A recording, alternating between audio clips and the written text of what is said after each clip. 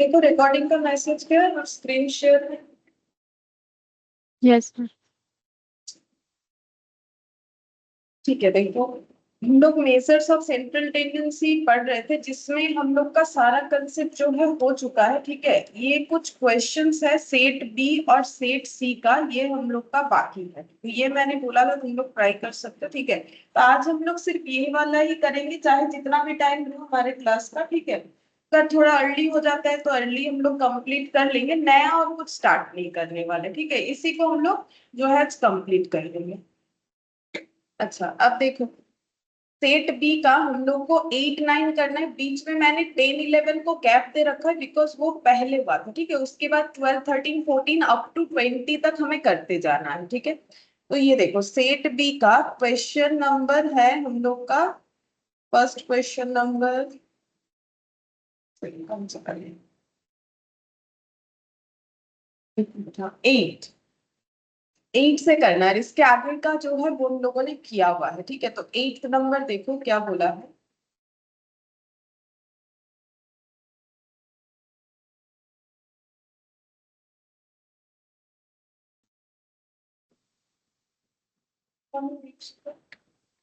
Good morning ma'am.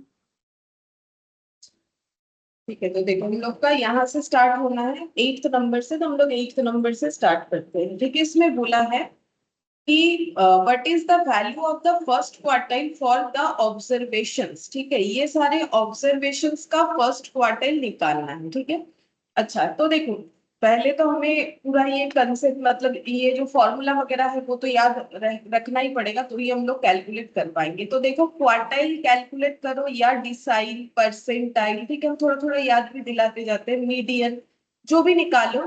पहले ये सारे मीडियन हो, देखो कौन से केसेस में हम बोल रहे हैं, चाहे मीडियन क्वार्टाइल हो, ठीक है, या फिर डिसाइल हो, परसेंटाइल हो। ठीक है, परसेंटाइल हो, ये सब में हमें सबसे पहले स्टेप में क्या लगाना पड़ता है, अरेंज करना पड़ता है। Arrange the observations from shorter to greater. ठीक है, तो देखो ग्रेटर टू शॉर्टर भी कर सकते हो, मतलब आइदर असेंडिंग और डिसेंडिंग, लेकिन हम प्रेफर करते हैं कोई भी एक तरीके से करो, तो हम बोलेंगे शॉर्टर टू ग्रेटर अरेंज करो। ठीक है, उसके बाद फॉर्मूला लगाना है।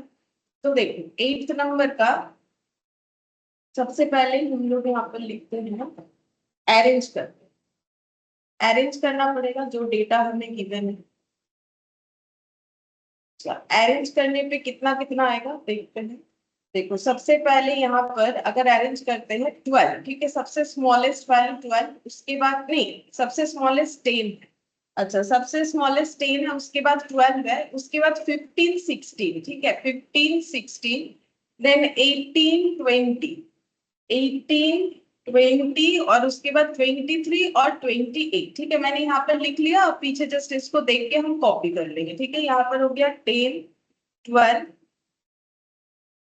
15 16 18, 15 16 18 20 23 एंड 28, ये हो जाएगा शॉर्टेड टू ग्रेटर। ये हो गया शॉर्टेड टू ग्रेटर, इस तरीके से अरेंज होगा। अच्छा, अब हमें क्वार्टाइल निकालना है। फर्स्ट क्वार्टाइल बोला है, क्वार्टाइल को क्यू से डिनोट करते हैं और ये होता है Q1, और हम लोग का फॉर्मूला क्या होता है, 1 × n+1 divided by fourth term. ठीक है, ऐसे करके होता था फॉर्मूला। ये फर्स्ट क्वार्टाइल है तो ×1 हुआ है, अगर सेकंड क्वार्टाइल होता है ×2, थर्ड क्वार्टाइल होता 3, ठीक है, फोर्थ क्वार्टाइल होता नहीं है वैसे भी, क्योंकि 4 4 कैंसिल होकर पूरा सीरीज ही आ जाता है वापस। इसका कंसेप्ट मैंने वहां पर बताया हुआ है। तो क्वार्टाइल पर, ठीक है, तो 1 × ये फॉर्मूले में फिक्स नहीं है, ये चेंज होते जाता है। फिक्स तो ये है, पूरे डेटा को हमें क्या करना है, 4 पार्ट्स में डिवाइड करना है, इसीलिए डिवाइडेड बाय 4 होता है। एन का मतलब होता है नंबर ऑफ ऑब्जर्वेशंस। ठीक है, ये फॉर्मूले के वहां पर सारे लिखवाए हुए हैं। ठीक है, लोग को जो है एक बार फिर से पढ़ लेना है। ठीक है, तो ये देखो 1 2 3 4 5 6 7 8, ठीक है, 8+1 डिवाइडेड बाय फोर्थ टर्म। ठीक है, हमारे पास आंसर टर्म का आएगा, क्वार्टाइल 1 का नहीं आएगा। ठीक है, पहले टर्म का आंसर आएगा। ये देखो फिर यहाँ पर 1 into 9/4 टर्म। अच्छा 9/4 का मतलब कितना होता है? 9/4 का मतलब होता है 2.25, ठीक है। तो यहाँ पर हो गया Q1 का मतलब 1 into 2.25। इतना देखो लिखने का जरूरत नहीं, लेकिन हम तुम लोग के समझने के लिए लिख दे रहे हैं। तुम लोग को इतना लिखने का क्या जरूरत, तुम लोग डायरेक्ट कैलकुलेटर पे ये पुट करके यहाँ पर ये निकाल सकते हो, ठीक है। अच्छा तो यहाँ पर कितना आ रहा है? 2.25 टर्म, ठीक है। ये आंसर नहीं होता है, ये हो गया नंबर ऑफ टर्म। तो सेकेंड एंड थोड़ा उससे ज्यादा, तो सेकेंड में कौन है? 12 है, ठीक है। तो Q1 का हमें वैल्यू निकालना है, तो वो हम लोग कैसे निकालेंगे? इसका मतलब होता है, इसका वैल्यूएशन कैसे निकाला जाता है? ऐसे, ये हो गया सेकेंड टर्म प्लस यहाँ पर 0.25, ये जो फ्रैक्शन पॉइंट है वो लिया जाएगा, फिर यहाँ पर हो जाएगा थर्ड माइनस सेकेंड, ठीक है। थर्ड माइनस सेकेंड, ये फॉर्मूला होता है। ये हम लोग ऑलरेडी जब पढ़ रहे थे तब डिस्कस किए हैं। अभी बस हम लोग एक बार क्वेश्चन सॉल्व करते करते हमारा और एक बार जो है इसका रिवीजन हो जा रहा है। सेकेंड में है हम लोग का 12, 0.25 जैसा है वो वैसा ही रहेगा। थर्ड में है 15 एंड -12, ठीक है। अच्छा अब इसका आंसर क्या होगा? Q1 12 प्लस 0.25 इंटू ये हो गया 3। देखते हैं कितना आएगा। 0.25 इंटू 3,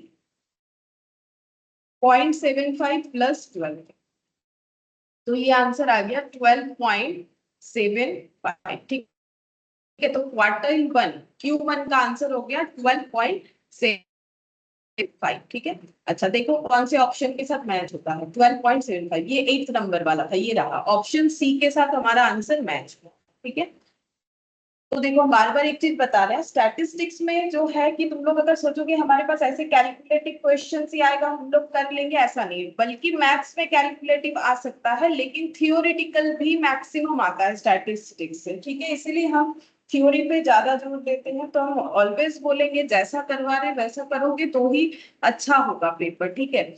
क्योंकि एकदम ये मैथ स्टैट, यहाँ पर मैथ स्टैट का मतलब ये नहीं होता है कि हमेशा सिर्फ कैलकुलेटिव पार्ट देगा, ऐसा नहीं होता है, ठीक है। मिक्सड अप करके होता है। और स्टैट में तो थ्योरी काफी ज्यादा जो है इम्पोर्टेंट होता है, तो हमें थ्योरी भी याद करना ही पड़ेगा, ठीक है। और मैंने तो सारा चीज समझा के बोला है, तो उसी तरीके से पढ़ना चाहिए। और ये भी बोल रहे हैं कॉपी में फर्स्ट जो स्टैट क्लास है वहां से लेके अब तक का सारा चीज कॉपी में रहना चाहिए। एग्जाम टाइम में वो देखना एनफ है, उससे ज्यादा कुछ भी नहीं देखना पड़े। अब देखो नेक्स्ट बोल रहा है 9th नंबर में थर्ड डिसाइल को कैलकुलेट करने बोला है। तो अभी मैंने सिखाया कि परसेंटाइल करो, डिसाइल करो, क्वार्टाइल करो, सबसे पहले अरेंज करना पड़ेगा, ठीक है। तो सबसे पहले अरेंज करोगे। अरेंज कैसे करते हैं? हम हमेशा शॉर्टर टू ग्रेटर करते हैं, ठीक है। मैंने S2G लिख दिया, शॉर्टर टू ग्रेटर। अब देखो क्या क्या डेटा आएगा। सबसे पहले सबसे स्मॉलेस्ट है हम लोग का इसमें 10, नहीं 9 है, 9 10 12, ठीक है। 9 10 11 12, अच्छा 11 12, अच्छा उसके बाद 15 18, अच्छा उसके बाद 20 25, ठीक है ये होगा। तो लिख लेते हैं 9 10 11 12 15 18, 9 10 11 12 15 18 20 25, ठीक है। अब हम लोग को फाइंड आउट करने क्या बोला है? डिसाइल। कितना number decile? Third decile find out करने बोला है। डिसाइल को डी से डिनोट किया जाता है, D3। अब डिसाइल का मतलब होता है पूरे सीरीज को 10 पार्ट्स में डिवाइड करना, इसलिए डिवाइडेड बाय 10। इसमें फॉर्मूला था देखो डिवाइडेड बाय 4, क्योंकि पूरे सीरीज को 4 पार्ट्स में डिवाइड करने को क्वार्टाइल बोलते हैं। अब थर्ड नंबर डिसाइल है तो इंटू 3 होगा।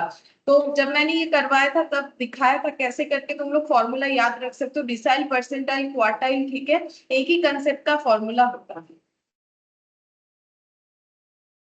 अच्छा इतना नंबर ये टर्म होगा, ये फाइनल आंसर नहीं होगा। इससे हमें नंबर ऑफ टर्म पता चलेगा, फिर उससे कैलकुलेट करना पड़ेगा। एन हो गया 1 2 3 4 5 6 7 8, 8 हो जाएगा एन का वैल्यू। T3 3 into 9/10। अच्छा अब देखते हैं कितना आएगा। 9/10 इंटू 3, 2.7 टर्म, D3 आ गया 2.7 टर्म, ठीक है, मतलब सेकेंड आए थोड़ा, तो यहाँ पर D3 इसका मतलब होता है जैसे हम लोग का क्वार्टाइल होगा, सेकेंड टर्म प्लस ये जो फ्रैक्शन है 0.7 into third minus second term. Second term में क्या है, सेकेंड में है 10 प्लस 0.7, थर्ड में क्या है, थर्ड में है 11, फिर सेकेंड में क्या है 10,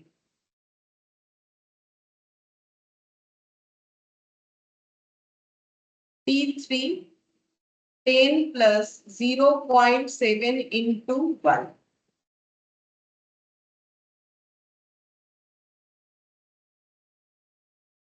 अच्छा ये तो टर्म नहीं है, ये हम लोग का आंसर आ रहा है सर, ये टर्म लिखने का जरूरत नहीं है, हम लोग का आंसर आना है, इसमें टर्म लिख सकते हो कि इतना नंबर टर्म है, ठीक है, ये वाला ठीक है। इसके बाद टर्म का वैल्यू पुट करें, सेकंड टर्म का वैल्यू और ये हो गया थर्ड और फर्स्ट टर्म का वैल्यू। अच्छा अब कैलकुलेट करते हैं, 0.1 इंटू 0.7 इंटू 1 0.7 ही होगा, तो आंसर हो गया 10.7। तुम लोग को लेकिन इतना सारा स्टेप कभी नहीं लिखना चाहिए, अभी लिखो, अभी लिखोगे क्यों, क्योंकि जब भी तुम लोग इसको देखोगे कॉपी में तो तुम लोग को समझ में आएगा कि कैसे करना है, लेकिन एग्जाम में कैसे करोगे, सिंपल, तुम लोग को सबसे पहले ये फॉर्मूला लिख लेना है, ये लिखने के बाद डायरेक्टली तुम लोग को कैलकुलेटर पे ये कैलकुलेट करना है, मतलब ये लाइन का भी मेरे हिसाब से जरूरत नहीं होना चाहिए, ठीक है। 2.7 हो गया, उसके बाद तुम लोग को ये वाला लाइन लिखना है, ये लिखना है डायरेक्टली, इसके बाद ये सब स्टेप नहीं लिख के डायरेक्ट ये निकालना है, ठीक है। इतना सारा स्टेप लिखने का कोई जरूरत नहीं होता है एग्जाम में। D3 वैसे भी ये तुम लोग का रफ में चला जाएगा, ये कोई लिखेगा। अच्छा तो डिसाइड 3 का आंसर 10.7, बी, ऑप्शन बी। फिर नेक्स्ट देखते हैं। अच्छा नेक्स्ट हम लोग का कौन सा होगा, देखो क्वेश्चन नंबर 8 कर लिया हम लोगों ने, 9 कर लिया, 10 11 नहीं करना है क्योंकि 10 11 हम लोग ऑलरेडी कर चुके हैं, अभी हम लोग 12 करेंगे, 12 13 लाइन बाय लाइन सारा ही करना पड़ेगा। क्वेश्चन नंबर 12 देखते हैं 12 में क्या होगा। If there are two groups with 75 and 65 as harmonic mean, ठीक है, दो ग्रुप्स है, मतलब ग्रुप 1 और ग्रुप 2, ठीक है, जिसमें हार्मोनिक मीन है ग्रुप 1 का, क्योंकि पहला ग्रुप 1 को ही बिलोंग करेगा 75, ठीक है, और दूसरे ग्रुप का हार्मोनिक मीन है 65 और कंटेनिंग 15 एंड 13 ऑब्जर्वेशन, तो number of observation n1 n2 होता है, ग्रुप में क्या होता है, normally number of observation n होता है, अगर वो ग्रुप में स्प्लिट हो गया तो n1 n2 और भी ग्रुप हुआ तो n3, तो n1 15 n2 बोल रहा है 13, हम लोग को कंबाइंड हार्मोनिक मीन निकालने के लिए बोला है, तो देखो कंबाइंड मीन का फॉर्मूला याद होना चाहिए। अब देखते हैं यहाँ अगर होगा तो हम दिखा लेते हैं क्या होता है, बाकी देखो मुझे तो याद है, तुम लोग को भी याद कर लेना है, देखो हम दिखाते हैं कंबाइंड मीन का फॉर्मूला।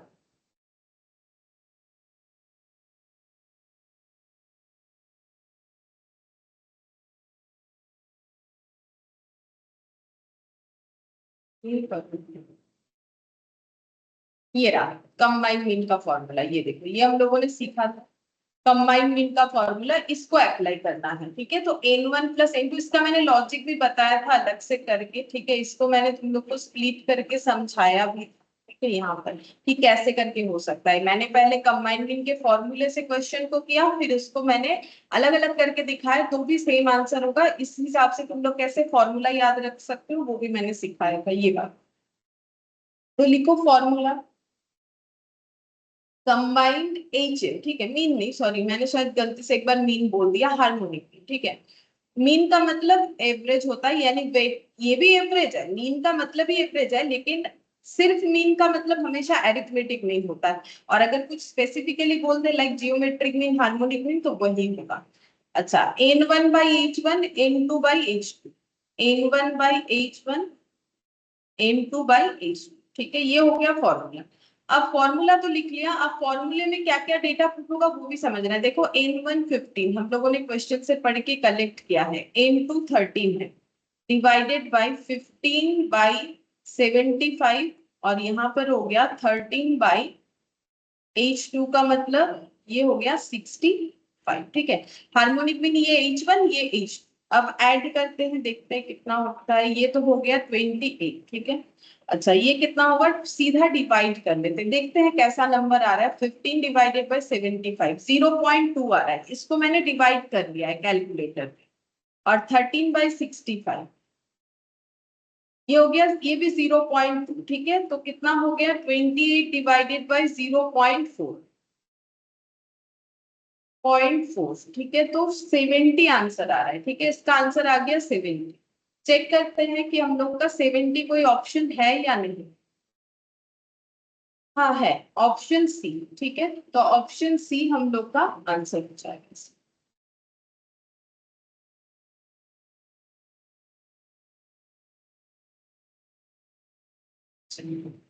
फिर नेक्स्ट हम लोग करते हैं क्वेश्चन नंबर 30।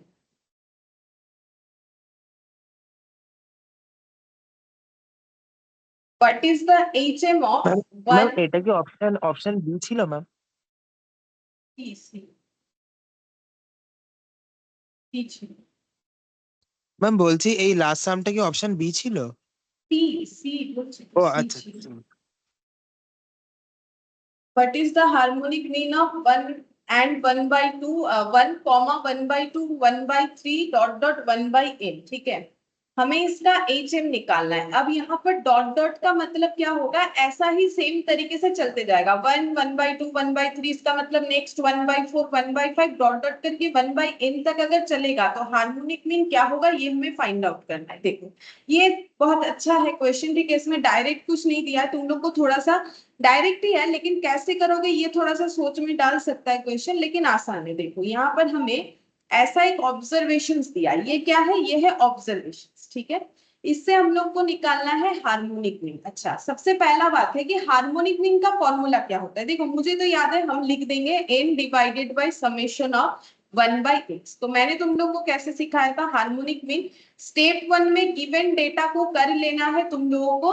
ये देखो स्टेप 1 में गिवन डेटा को कर लेना है तुम लोग को रिवर्स, ठीक है। तो 5 का 1/5, 8 का 1/8, 12 का 1/12, ठीक है। फिर उसका तुम लोग को एरिथमेटिक मीन दिखाना है, ठीक है। एरिथमेटिक मीन दिखाना है, फिर उसका ये देखो एरिथमेटिक मीन कैसे होता है, मतलब एवरेज, कोई भी डेटा है अगर उसका एवरेज निकालने बोला है, सभी डेटा का टोटल, और ऊपर जितने सारे डेटा होंगे नीचे उतना नंबर होगा। जैसे यहाँ 4 डेटा है, तो अब ये तो एरिथमेटिक मीन, अब इसको भी हमें रिवर्स करना है। ये देखो ऊपर 3 और नीचे बाकी डेटा आ जाता है, तो इसको हम लोग बोलते हैं हार्मोनिक मीन, ठीक है। तो ये फॉर्मूला मैंने सिखाया था तुम लोग को, इस तरीके से याद कर सकते हो। और हार्मोनिक मीन का ये देखो, reciprocal of the observation, M of the step 1 reciprocal of A, ठीक है। इस तरीके से हमें कैलकुलेट करना है। अच्छा तो और फॉर्मूला ओवरऑल जब हम लोग इसको लिखते हैं तो फॉर्मूला कुछ ऐसा कैलकुलेट होके आता है, ठीक है। ये देखो n डिवाइडेड बाय 1/x, ठीक है। अब मुझे याद है मैंने लिख दिया, तुम लोग को भी याद करना पड़ेगा, तो हम तुम लोग को एक एक स्टेप वाइज ही दिखा रहे हैं, ठीक है, समझाने के लिए। स्टेप 1 में हमें क्या करना है, गिवन डेटा का रेसिप्रोकल करना है। तो 1 का रेसिप्रोकल क्या होगा, 1 ही होगा, क्योंकि 1 के नीचे तो 1 है। अब इसका रेसिप्रोकल करोगे तो 1 ही होगा। 1/2 का रेसिप्रोकल कैसे होगा, 1/2 के नीचे क्या है, 1 है, ठीक है। मतलब ऐसे नहीं, 1/2 का रेसिप्रोकल कितना हो जाएगा, 2 हो जाएगा, ठीक है। हम लोग बोल सकते हैं ना इसका रेसिप्रोकल 1/2 है, उसका रिवर्स 2, 1/3 का 3 हो जाएगा, डॉट डॉट करके 1/n का n हो जाएगा। स्टेप 1 में हम लोगों ने क्या कर दिया, रेसिप्रोकल कर दिया ऑफ द गिवन डेटा, ठीक है, रेसिप्रोकल कर दिया। फिर स्टेप 2 में हमें क्या करना है, इसी सबका एरिथमेटिक मीन लिखना है, ऐसे करके plus dot dot plus n, ठीक है। मुझे नहीं पता बीच का डेटा क्या है, मैंने इसे डॉट डॉट ही रखा है। अब यहाँ पर कितने सारे नंबर है वो तो नहीं पता, लास्ट नंबर तो n है। जैसे देखो अगर मेरे पास 3 डेटा है लाइक 5 7 और 9, इसका अगर मुझे बोला है कि एरिथमेटिक मीन निकालना है यानी कि एवरेज, तो हम क्या करते हैं 5 7 9 और इसको हम क्या लिखते हैं, नीचे 3 लिखते हैं, ठीक है। जितना सारा डेटा है, ठीक है, इसको नीचे हम 3 लिखेंगे क्योंकि यहाँ पर 3 नंबर है, ठीक है। अब यहाँ पर देखो 1 2 3 डॉट डॉट करके n तक जाएगा, मतलब n नंबर्स हैं, ओवरऑल नंबर्स कितना है, n है, ठीक है। जैसे हम लोग काउंट करते हैं ना वैसे ही हो गया, तो यहाँ पर कितना हो जाएगा n, ठीक है।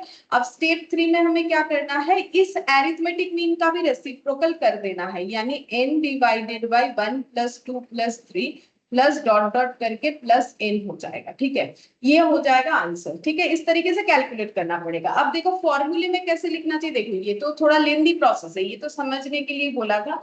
अब फॉर्मूले में तुम लोग का देखो ऊपर n रहेगा, ठीक है, तो ऊपर n रखो। समेशन का मतलब होता है ऐड होना, 1/xi, तो x का मतलब क्या है, ये सभी x है, लेकिन मुझे x का 1/x करना है, तो 1 को 1/1 करेंगे तो 1 मिलेगा।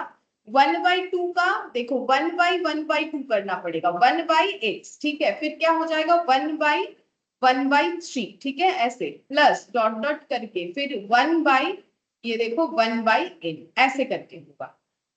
देखो मैंने दोनों तरीके से दिखा दिया, ओवरऑल यही आने वाला है, लेकिन हम समझा रहे हैं कि फॉर्मूले से कैसे समझोगे। ऊपर 1 रखना है क्योंकि रेसिप्रोकल करना है ना, तो ऊपर 1 और नीचे हो जाएगा x, ये हो गया नीचे x1, ठीक है, मतलब इसको चाहो तो तुम लोग 1/1 लिख लो, कोई फर्क नहीं पड़ता है। फिर 1/1/2, फिर 1/1/3, ऐसे करके हो जाएगा। अच्छा अब नेक्स्ट देखते हैं कितना आता है। n 1/1 का मतलब 1 हो गया, इसको अगर रिवर्स करोगे 2 आएगा। आई होप ये पता होगा तुम लोग को, 1 इंटू 2/1 है ना, तो ये 2 आ जाएगा। हम इतना कैलकुलेट नहीं कर रहे, डायरेक्ट 2 लिख रहे हैं। फिर हो गया 3, फिर डॉट डॉट करके ये हो गया n, ठीक है, सेम वही वाला आ गया, लेकिन हम लोग को इसको सॉल्व भी तो करना पड़ेगा। ये तो हम लोगों ने कैलकुलेशंस का स्टेप लिख लिया कि कैलकुलेट करने से ऐसा आएगा, लेकिन इसको हम लोग सॉल्व कैसे करें, क्योंकि देखो हमारे पास ना आंसर ऐसा नहीं है। आंसर कैसे है, देखो आंसर है n 2n, मतलब सॉल्व किया है, तो कैसे सॉल्व करें इसको। तो देखो n तो n रहेगा, उसका कुछ कैलकुलेशन नहीं हो सकता, लेकिन इसका हो सकता है। क्या इसका कोई फॉर्मूला होता है? हाँ होता है। तो अब देखो ये स्टैटिस्टिक्स का फॉर्मूला नहीं है, तो इसीलिए मैंने इस चैप्टर में इसको नहीं करवाया। ये एक्चुअली नॉर्मल मैथ्स का एक फॉर्मूला है, बता देते हैं। अगर हमें कभी भी सम ऑफ n नेचुरल नंबर्स दिया जाए, कहीं पर भी दिया जाए, तुम लोग उसको यूज कर सकते हो, जैसे कि इस क्वेश्चन में यूज करें। सम ऑफ n नेचुरल नंबर्स होता है 1 2 3 4, ठीक है, प्लस डॉट डॉट करके n तक, ठीक है। इसका अगर सम निकालने बोले तो इसका फॉर्मूला होता है n into n plus 1 divided by 2। क्या ये याद रखना पड़ेगा? हाँ ये याद रखना पड़ेगा, ठीक है। ये फॉर्मूला है सम ऑफ n नेचुरल नंबर्स। जैसे अगर तुम लोग लगातार 1 से लेकर 10 का एडिशन निकालना चाहते हो, 4 5 6 7 8 9 10, ये सब नेचुरल नंबर्स है, ठीक है। इसका एडिशन निकालना चाहते हो, वैसे तो तुम लोग कैलकुलेटर पे ऐड कर ही सकते हो, लेकिन बिना ऐड के इस फॉर्मूले से भी निकाल सकते हो। कैसे? n का मतलब होता है जितना सारा नंबर्स है, 10 नंबर्स है तो 10 हो जाएगा, 10 प्लस 1, ठीक है, डिवाइडेड बाई 2। ये सब तो फिक्स्ड है फॉर्मूले में। 10 कहां से लिखा? n का वैल्यू, n का मतलब हाउ मेनी नंबर्स, 10 नंबर्स है, ठीक है। तो ये हो गया 5, तो 5 इंटू 11 यानी कि 55। क्या इसको ऐड करने से 55 आता है? बिल्कुल आता है, चेक करके देख सकते हैं। ये देखो 1 plus 2 plus 3 plus 4 plus 5 plus 6 plus 7 plus 8 plus 9 plus 10, आ गया 55। तो ये तो एक लंबा प्रोसेस हुआ ना, इतना टाइम लगा, लेकिन ये फॉर्मूले से हम लोग इजीली कर सकते हैं। और दूसरा बात है इसमें तो फॉर्मूला बिना होगा ही नहीं, क्योंकि बीच का तो मेरा गैप है, ठीक है, तो मुझे इस तरीके से निकालना पड़ेगा। तो इसमें फॉर्मूला हम क्या लगाए, मेरा कितना नंबर है, अप टू n नंबर्स तक है। जैसे 10 था तो 10 लिखा था, अप टू n है तो n लिखना पड़ेगा, n into n plus 1 divided by 2, ये लिखना पड़ेगा। अब इसको करो सॉल्व, कैसे सॉल्व करेंगे? जैसे मैथ्स का रूल्स होता है, ये n हो गया, ठीक है, अब इसके नीचे ये चला जाएगा 2/n इंटू n प्लस 1, ठीक है। ये एक्चुअली क्या हो गया, ये ऊपर आ गया, ये n डिवाइडेड बाई ये वाला वैल्यू है। तो जब हम लोग इसको रेसिप्रोकल करेंगे तो n into 2/n into n plus 1, n cancel out, 2/n plus 1, ठीक है, 2/n प्लस 1, ये हम लोग का आंसर। अब देखते हैं कौन से ऑप्शन के साथ ये जा रहा है। 2/n प्लस 1 ऑप्शन सी के साथ ये आंसर मैच होता है, ठीक है, ऑप्शन सी। तो 13 का आंसर हम लोग का हो गया ऑप्शन सी। अच्छा अब नेक्स्ट देखो 14, इसमें क्या बोला है, an aeroplane flies from A to B. एक एरोप्लेन है वो ए से बी तक जो है फ्लाई करके जा रहा है eight the rate of 500 kilometre per hour. मतलब ये स्पीड दिया हुआ है, ये किस चीज का रेट दिया हुआ है, स्पीड की, घंटे में 500 किलोमीटर जा रहा है, मतलब 1 आवर में 500 किलोमीटर का डिस्टेंस कवर कर लेता है ये वाला जो एरोप्लेन है वो, ठीक है। फिर नेक्स्ट क्या बोल रहा है, and come back from B to A at the rate of 700 पर किलोमीटर। अब जब रिटर्न बैक आता है तो फिर वही डिस्टेंस के मतलब वही बी से ए आ रहा है, सेम डिस्टेंस कवर कर रहा है, लेकिन उस टाइम पे स्पीड है आवरली 700 किलोमीटर, मतलब 1 आवर में 700 किलोमीटर का डिस्टेंस कवर कर लेता है। Average speed of the aeroplane, aeroplane का एवरेज स्पीड क्या है। देखो एवरेज बोलने से मैंने तुम लोग को हमेशा बोला है कि अरिथमेटिक मीन बोला जाता है, जब तक हमें एवरेज में स्पेसिफिकली ना बोल दे कि अरिथमेटिक मीन है, हार्मोनिक मीन है, जियोमेट्रिक मीन है, ठीक है। लेकिन लास्ट दिन भी तो मैंने एक बात कहा था कि अगर हम लोगों को स्पीड वगैरह दे दिया है तो हमें हार्मोनिक या जियोमेट्रिक मीन का यूज करना चाहिए। ये देखो हम दिखाते हैं तुम लोग को लास्ट दिन, एक सेकेंड कहाँ लिखा था,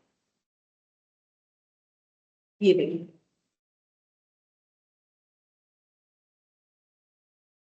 ये देखो। अगर हमें डेटा रेट या रेशियो के फॉर्म में दिया हुआ है तो हमें जीएम या एचएम निकालना चाहिए, ठीक है। जीएम या एचएम फॉलो करना चाहिए। अगर परसेंटेज फॉर्म में है GM, other than percentage form में है तो एचएम निकालना चाहिए। जैसे ये देखो रेट, इसको बोलते 30 मीटर पर सेकेंड, इस तरीके का डेटा है तो हमें निकालना चाहिए एचएम से, ठीक है। देखो ना मैंने लिखा है अगर परसेंटेज का डेटा है उसका एवरेज निकालना है तो जीएम यूज करो, और अदर देन परसेंटेज है तो एचएम यूज करो, ठीक है। और अगर रेट या रेशियो के फॉर्म में, रेट का मतलब ये देखो ऐसा रेट होता है या फिर परसेंटेज, ठीक है। परसेंटेज का हम लोग रेशियो भी कर सकते हैं। अब यहाँ पर रेट के फॉर्म में है तो हमारे लिए परफेक्ट जो मीन होगा यानी जो एवरेज का कैलकुलेशन होगा वो हम लोग का हार्मोनिक मीन होगा, एचएम से हमें इसे निकालना चाहिए, ठीक है। तो ये जो लिखवाया है ये सब इंपॉर्टेंट है, ये थियोरेटिकली भी पूछ सकता है तुम लोगों को या फिर इस पे क्वेश्चन भी देगा, तो फिर तुम लोग को सही अरिथमेटिक में सही मीन का इस्तेमाल करना है, ठीक है। कौन से वाले मीन से ये कैलकुलेट होगा। तो देखो क्वेश्चन में दिया है ए से बी दो डिस्टेंस कवर करने। अब यहाँ पर ए से बी तक का डिस्टेंस कितना है और बी से ए तक का डिस्टेंस जो है कवर करना है, ठीक है। अच्छा जब ये प्लेन जो है ए से बी जाता है तो 500 किलोमीटर पर आवर की स्पीड पे चलता है, ठीक है। यहाँ पर बोला था जब जा रहा है, वापस आते वक्त 700 किलोमीटर पर आवर की स्पीड पे चल रहा है, ठीक है। हम लोग को फाइंड आउट करने क्या बोला है, एवरेज स्पीड, ठीक है। तो ये देखो एवरेज स्पीड फाइंड आउट यानी मुझे एचएम निकालना है, स्पीड निकालना है, ठीक है। तो एचएम कैसे होगा, तो मेरे पास देखो दो डेटा है, इन दो डेटा का मुझे एवरेज करना है, ठीक है। तो मेरे पास है दो ऑब्जर्वेशन 500 और 700, मुझे इसका क्या निकालना है, एचएम। अभी अभी मैंने एचएम तुम लोग को दिखाया डिटेल्स में, फिर से एक बार बोला एचएम में क्या करना पड़ता है, पहले नॉर्मल डेटा का हमें एचएम क्या होता है, n divided by summation of 1/x i. देखो यही याद रखोगे तो जल्दी होगा। तो n का मतलब नंबर ऑफ ऑब्जर्वेशंस 2 है, ठीक है। ये समेशन होगा 1/x, तो 1 x कितना है, पहला x है 500, ठीक है। एंड उसके बाद प्लस होगा नेक्स्ट x लिखने के लिए फिर से 1/x, सेकेंड x है हम लोग का 700, तो ये हो गया, ठीक है। अब इसका कैलकुलेशन करेंगे तो कैसे करेंगे, ये देखो ये ऊपर मैंने 2 लिख दिया। अब देखो 1/500 कितना होता है, 0.002। 1/700 कितना होगा, ये कुछ इतना आ रहा है, ठीक है।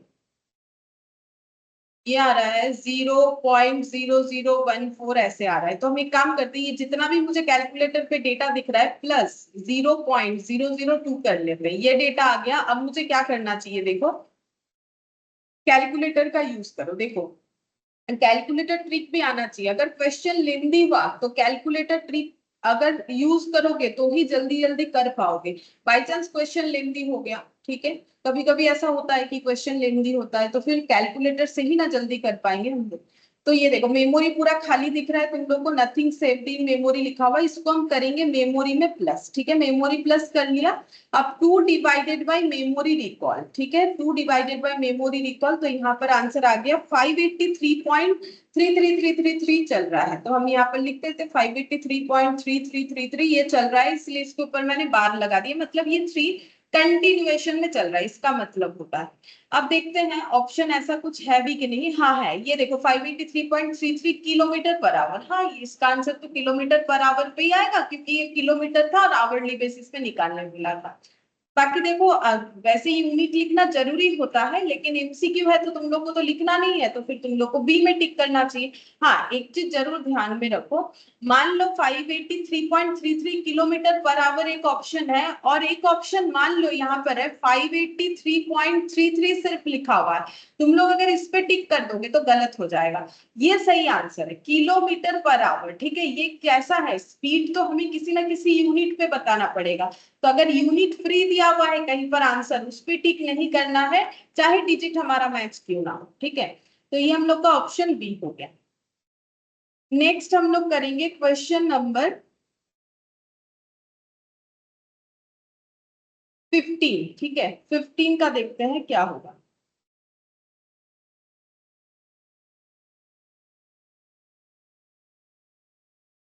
देखो इसमें बोला है if a variable assume the values 1 2 3 dot dot 5 frequency 1 2 3 dot dot 5 what is the M. हमें अरिथमेटिक मीन निकालने बोला है, तो हमें वेरिएबल्स दिया है। वेरिएबल्स को एक से डिनोट किया जाता है, फ्रीक्वेंसी को एफ से डिनोट किया जाता है। ठीक है, वेरिएबल्स क्या क्या है, 1 से लेके 5 तक है। ठीक है, बीच में एक गैप है, 1 2 3 डॉट डॉट 5 है। तो देखो अगर डॉट डॉट 5 है भी, तो मुझे तो समझ में ही आ रहा है ना कि मिडिल का डेटा 4 ही होगा, और तो कुछ होगा नहीं, क्योंकि देखो सीक्वेंस में 1 आफ्टर दैट 2 3 4, तो इसका मतलब इसके बाद 4 उसके बाद 5 होगा। ठीक है, 5 तो दिया हुआ है, फ्रीक्वेंसी भी 1 2 3 डॉट डॉट 5, 1 2 3 डॉट डॉट यानी 4, और ये 5 हो गया। हम लोग को फाइंड आउट करने बोला है एम। तो ये क्या है, ये है हम लोग का ग्रुप फ्रीक्वेंसी डिस्ट्रीब्यूशन। उसमें क्या होता है, summation F x divided by summation F होता है। ठीक है, अच्छा समेशन एफ एक्स, तो पहले एफ एक्स निकालेंगे और उसका एडिशन करेंगे। 1 इंटू 1 1 हो गया, 2 इंटू 2 4 हो गया, 3 इंटू 3 9 हो गया, 4 इंटू 4 16 हो गया, 5 इंटू 5 25 हो गया।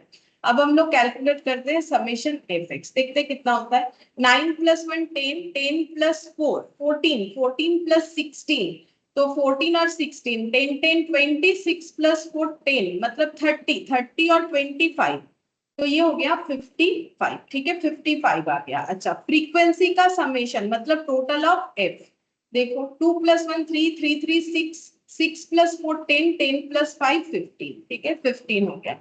अब इसका आंसर निकालते हैं। अब देखो यहाँ ना आंसर फ्रैक्शन में है, तो हम इसको ना डेसिमल में ट्रांसफर नहीं कर रहे हैं। ठीक है, तो ये देखो 5 1 जा 5, 5 1 जा 5, 5 3 जा 15, मतलब 11/3 हम लोग का आंसर आ जाएगा, जो कि ऑप्शन ए है। ठीक है, ये देखो हम लोग का ऑप्शन ए से आंसर आ गया।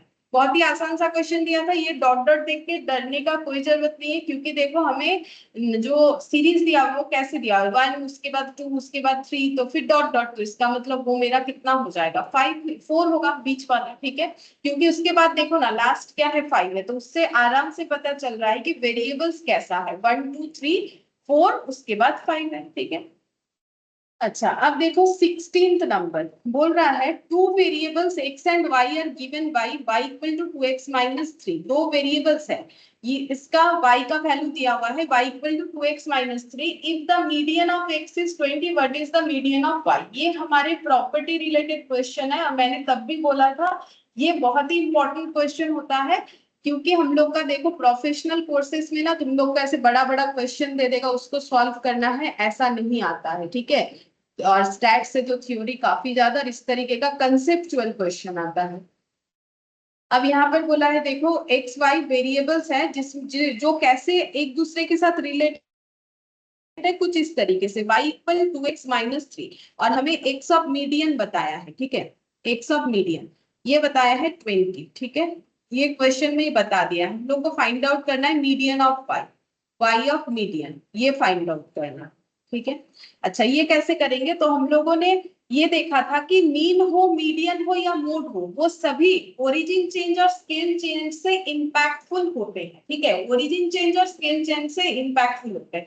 एक्चुअल वेरिएबल है x, ठीक है, उसको y बनाया गया है। कैसे बनाया गया है, x में 2 मल्टीप्लाई किया गया है और माइनस में -3 किया गया है। तो ये जो 2 मल्टीप्लाई है इसको हम लोग बोलते हैं स्केल चेंज। स्केल चेंज का मतलब होता है मल्टीप्लाई या डिवाइड करना, और जो -3 किया गया है इसको हम लोग बोलते हैं ओरिजिन चेंज। ओरिजिन चेंज का मतलब होता है जो ओरिजिनल डेटा है उसमें माइनस या प्लस करना, ठीक है। ये तो हम लोगों ने सीखा है, तभी हम लोग ये वाला कर पाएंगे, अदरवाइज कैसे कर पाएंगे। तो अगर ऐसा होता है तो हम लोगों ने देखा था कि मीडियन जो है वो scale as well as origin दोनों चेंज से इंपैक्टफुल होता है, ठीक है। और इस पे मैंने मीन पे तुम लोग का पूरा डिटेल्स दिखाया था कि क्या चेंजेस होता है, कैसे होता है। अब हम लोग का अगर ये चेंजेस होता है तो हमें एक रिलेशन बताया गया है ऐसे, y मीडियन इक्वल टू हम लोग का क्या हो जाएगा 2 इंटू यहाँ पर x मीडियन, x के जगह हमें x मीडियन और -3 अगर लिखेंगे तो हमें y मीडियन पता चल जाएगा। मतलब देखो सिंपल सा मतलब है, क्योंकि x को कैसे ट्रांसफर किया गया है, x जो ओरिजिनल डेटा है उसको y कैसे बनाया गया है, उसमें 2 मल्टीप्लाई करके -3 करके। तो जब x डेटा का हम लोगों ने मीडियन निकाला था, सिर्फ x का जो डेटा था, तो हम लोग का मीडियन आया था 20। अब जब हम लोगों ने इस डेटा को ऐसे चेंज किया और उसका नाम y दे दिया, हमें पूछ रहा है y का मीडियन क्या होगा। क्योंकि हम लोगों ने x को ओरिजिनल स्केल से चेंज किया था, जो कि हमारे मीडियन को इंपैक्टफुल करता है, दोनों ही हमें इंपैक्टफुल मिलेगा, मीडियन भी और जो है मोड सॉरी स्केल चेंज भी ओरिजिन चेंज भी। तो फिर हम लोग को का y मीडियन क्या आएगा, मतलब x मीडियन अगर 20 है y मीडियन क्या आएगा, बोल रहे हैं जितना मल्टीप्लाई किए हो या डिवाइड किए हो, जैसे कि इस क्वेश्चन में मल्टीप्लाई, और जितना माइनस किए हो या प्लस किए हो, जैसे कि इस क्वेश्चन में -3, उतने से ही हमारा मीडियन का आंसर आएगा, ठीक है। सेम उस तरीके से हमारा मीडियन का आंसर आएगा। तो देखो ओरिजिनल डेटा में जो मल्टीप्लाई जो माइनस हुआ है, मीडियन में भी, ओरिजिनल मीडियन में भी उतना मल्टीप्लाई और उतना माइनस करने से चेंज्ड जो डेटा है उसका मीडियन हमें मिल जाएगा। और ये चीज मीडियन पे भी एप्लीकेबल है, मीन पे भी है, सेम इसी कंसेप्ट में, और जो है मोड पे भी एप्लीकेबल है। तो आंसर होगा 2 इंटू एक्स मीडियन जो कि 20 है -3, ठीक है। तो 2 इंटू 20 पहले होगा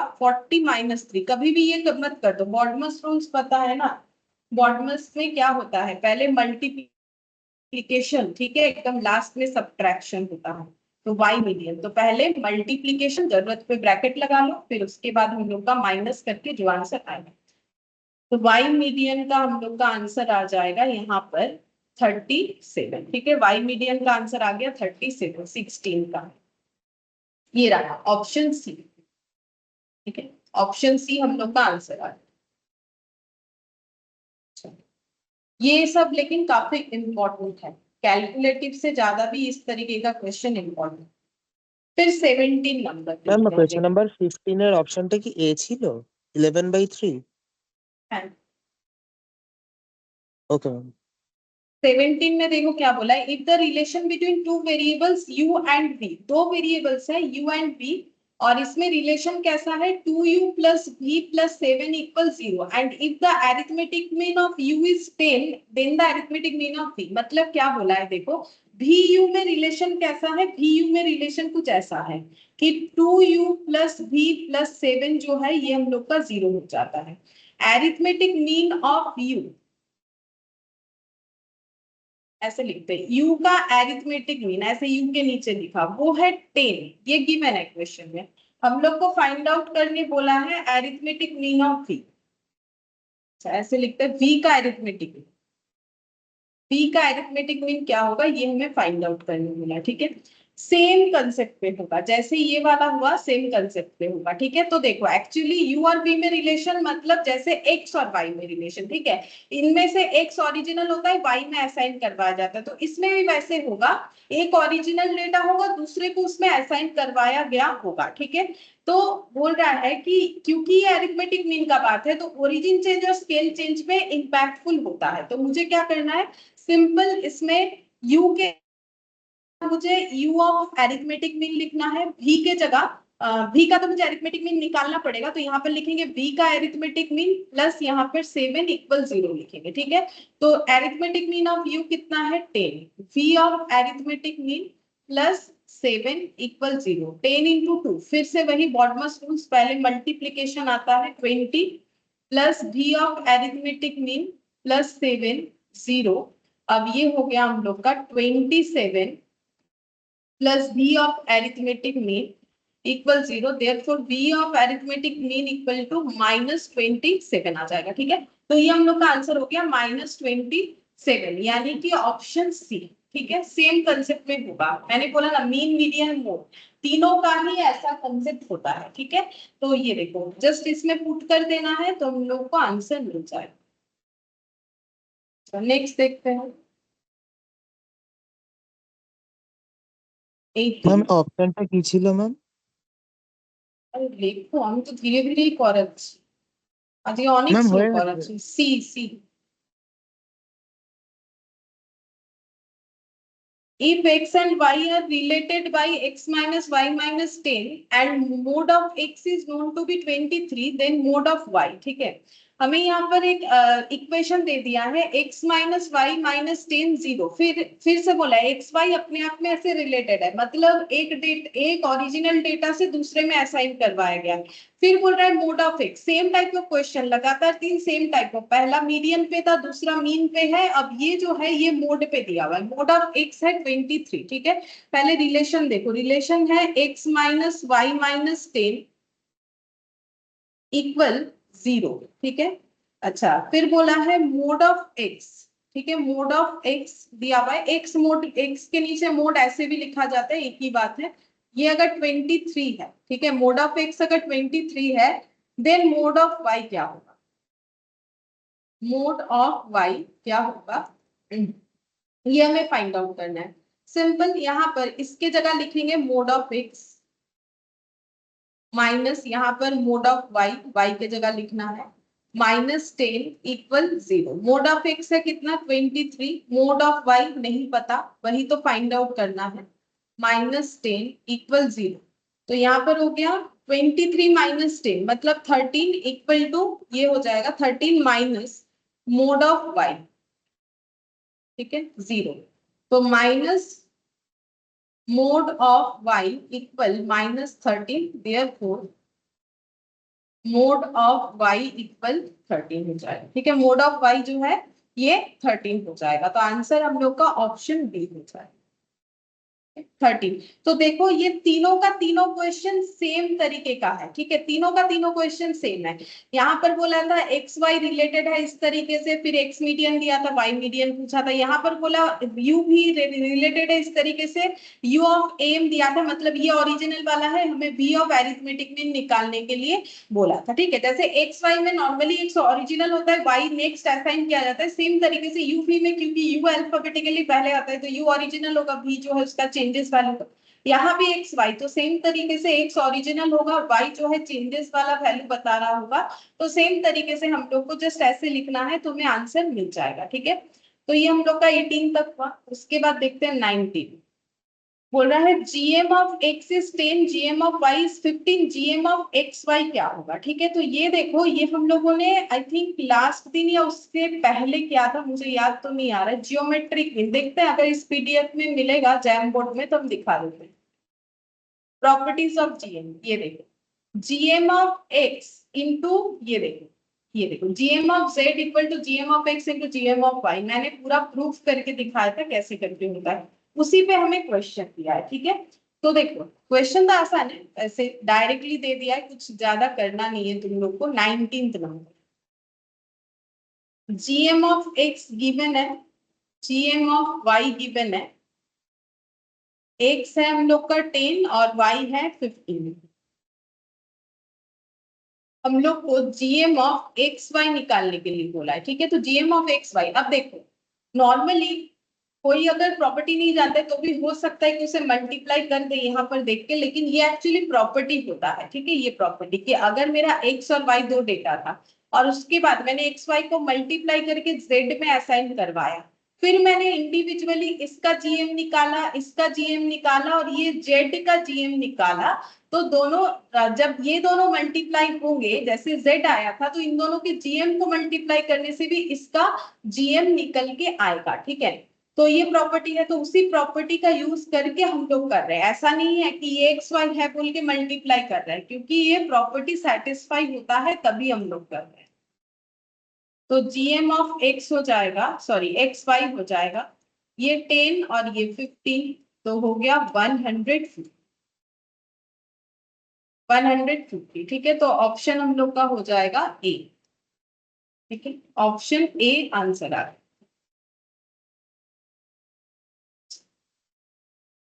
उसके बाद बचा 20। अच्छा 20 में देखते हैं क्या बोला है। If the M and GM for 10 observations are both 15 then the value of H M.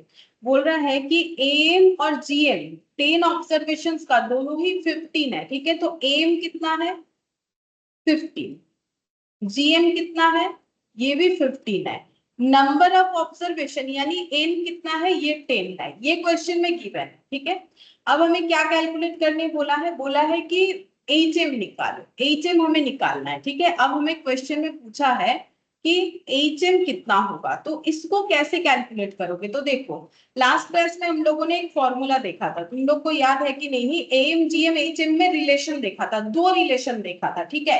एक तो हम लोगों ने देखा था कि एम एच एम जीएम का अगर डिस्टिंक्ट वैल्यू होता है तो कैसा रिलेशन होता है, और अगर कांस्टेंट होता है तो M GM H M equal होता है। अगर डिस्टिंक्ट मतलब एम जीएम एच एम का अलग अलग वैल्यू होता है तो एम सबसे बड़ा मतलब वैल्यू सबसे ज्यादा कैलकुलेशन करने से, मतलब देखो जैसे यहाँ एग्जांपल दिया था 2 4, ये दो डेटा लिया, इसका एम निकाला जीएम निकाला एच एम। 2 4 मेरा अलग अलग ऑब्जर्वेशन था, अलग अलग ऑब्जर्वेशन से मतलब 2 और 4 सेम ऑब्जर्वेशन नहीं है, आप इसी से ही एम जीएम एच एम निकालेंगे, सबसे बिगर वैल्यू एम देगा, उससे स्मॉलर जीएम उससे स्मॉलर एच एम। एक तो ये रिलेशन हम लोगों ने देखा था। अगर कांस्टेंट हो यानी हमारे ऑब्जर्वेशंस अनचेंज्ड हो तो एम जीएम एच एम सभी का आंसर एक ही आएगा, ठीक है। और हमें ये रिलेशन देखा था कि M into H M equal to GM square, वो भी ओनली 2 वेरिएबल्स के लिए होता है, ठीक है। तो अभी हमें यही यूज करना पड़ेगा, M into GM equal to H M square, sorry M into H M equal to GM square, GM square, ठीक है। एम कितना है 15, एच एम हमें निकालने के लिए बोला है, जीएम कितना है वो भी 15 है, 15 का स्क्वायर, ठीक है। तो एच एम कितना हो जाएगा 15 का स्क्वायर डिवाइडेड बाय 15, यानी आंसर कितना होगा, यहाँ एक बार 15 है यहाँ दो बार 15 है तो बचा एक ही बार 15। तो 20 का आंसर कितना हो जाएगा, 20 का आंसर हो जाएगा ये देखो दिया है, less than more than 15 can not be determined, तो सी 15 होगा क्योंकि मेरा तो आंसर 15 आ रहा है, ठीक है। तो 15 मेरा आंसर हो जाएगा, इसमें कैलकुलेशन हो जा रहा है, ठीक है। तो देखो हम लोग का 20 तक जो भी सेट बी का क्वेश्चन था ये हम लोगों ने कंप्लीट किया, ठीक है। ये देखो यहाँ पर नोट डाउन जो किया था उसमें टिक लगा दे। 13 14 अप टू 20 तक हम लोगों ने यहाँ पर सारा कर लिया। अब सेक्शन सी का 1 से 8 तक है वो हम लोग करते हैं, ठीक है। ये हम करवा रहे हैं लेकिन सेट सी का क्वेश्चन जो है ये काफी मतलब एटलीस्ट 5 मार्क्स के लिए होता है नॉर्मली, ठीक है। तो एग्जाम में इस तरीके का क्वेश्चन नहीं आएगा क्योंकि नॉर्मली तुम लोग का 1-2 मार्क्स का होता है, तो इसीलिए फिर भी ठीक है एक बार कर लेते क्योंकि हम लोगों ने फॉर्मूला जो है वो पढ़ा था तो उससे एक बार प्रैक्टिस हो जाएगा, तो इसलिए हम करवा दे रहे हैं, ठीक है। सेट सी का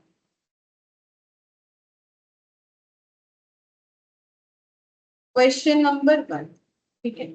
फर्स्ट क्वेश्चन में हमें क्या बोला है, what is the value of mean and median for the following data. ये हमें दिया हुआ है डेटा, ठीक है। हमें इससे निकालना है मीन और मीडियन, ठीक है। चलो मीन और मीडियन निकाल के देखते हैं। तो सबसे पहला बात है कि ये हम लोग का जो है नॉन ओवरलैपिंग है। देखो 5 से 14 15 से 24, तो इसको हम लोग सबसे पहले ओवरलैपिंग बना लेंगे। क्यों, ओवरलैपिंग बनाने से हमारे कैलकुलेशंस जो है करना आसान हो जाता है, ठीक है। उसमें ज्यादा कुछ ध्यान नहीं देना पड़ता है। तो देखो पहला है 5 से 14, ठीक है। उसके बाद 15 से 24, फिर 25 से 34, फिर 35 से 44, एक बार देख लेते हैं सही लिखा है 45 से 54, और 55 से 60, ठीक है। ये नॉन ओवरलैपिंग है। ओवरलैपिंग करने से क्या होगा, कैलकुलेशन करने में आसान होगा। अगर नहीं करते हो तो कुछ चीजों का ध्यान रखना पड़ता है, तो इससे बेटर है ओवरलैपिंग कर लो। ओवरलैपिंग का रूल्स क्या होता है, देखो ये सब क्या है, ये सब है क्लास लिमिट, ठीक है। ये है लोअर क्लास लिमिट, ये है अपर क्लास लिमिट। तो अगर मुझे इसे ओवरलैपिंग करना है तो मुझे लोअर क्लास लिमिट पे -d/2 करना पड़ेगा, और जो अपर क्लास लिमिट है उसमें मुझे +d/2 करना पड़ता है, ठीक है। अब ये d कैसे आता है, d का मतलब हो जाता है upper class interval of any class, ठीक है, ये सब लिखवाया हुआ है, समझाया हुआ है, फिर भी एक बार फिर से बता रहे, upper class limit of any class, तो हर जगह का अपर क्लास लिमिट इधर वाला है, ठीक है। तो sorry, lower class limit of any class, पहले लेना पड़ेगा lower class limit of any class, minus करना पड़ेगा upper class limit of just previous class, ठीक है। तो lower class limit of any class, तो कोई भी क्लास का लोअर क्लास लिमिट ले लो, लाइक मैंने ये ले लिया 55, फिर माइनस करना है upper class limit of just preceding, तो जस्ट प्रीसीडिंग ये वाला है, अपर क्लास कौन सा है 54, तो आंसर कितना आएगा 1, ठीक है। तो d/2 मतलब 1/2 हो जाएगा, ठीक है। तो lower class limit minus 1/2, upper class limit plus 1/2, और 1/2 का मतलब होता है 0.5, मतलब लोअर क्लास लिमिट से 0.5 लेस करना है, अपर क्लास लिमिट पे 0.5 ऐड करना है। ये तुम लोग नॉर्मली करते भी हो, क्योंकि इस तरीके का स्टैटिस्टिक्स का क्वेश्चन कभी ना कभी किए होंगे, ठीक है। तो 0.5 ऐड लेस, इसका लॉजिक ये होता है, हम लोग ऑलरेडी किए हैं, एक बार फिर से मैंने बता दिया। तो ऐसे करके पहले हम लोग सारे जो गिवन डेटा है इसको हम लोग बना लेते हैं ओवरलैपिंग, क्योंकि ये नॉन ओवरलैपिंग है, ठीक है। अब 5 में जब हम लोग माइनस करेंगे 0.5 तो आंसर आता है देखो 4.5, ठीक है। और 14 में 0.5 ऐड करोगे 14.5। अब देखो ये जितने भी पीछे का डेटा है ना, सब में 0.5 ऐड होगा, तो हम इस तरीके से लिखते हैं ताकि टाइम बचे। ये देखो ये सभी में 0.5 ऐड होगा, क्योंकि सब क्या है अपर क्लास लिमिट है, तो सब में 0.5 का एडिशन कर,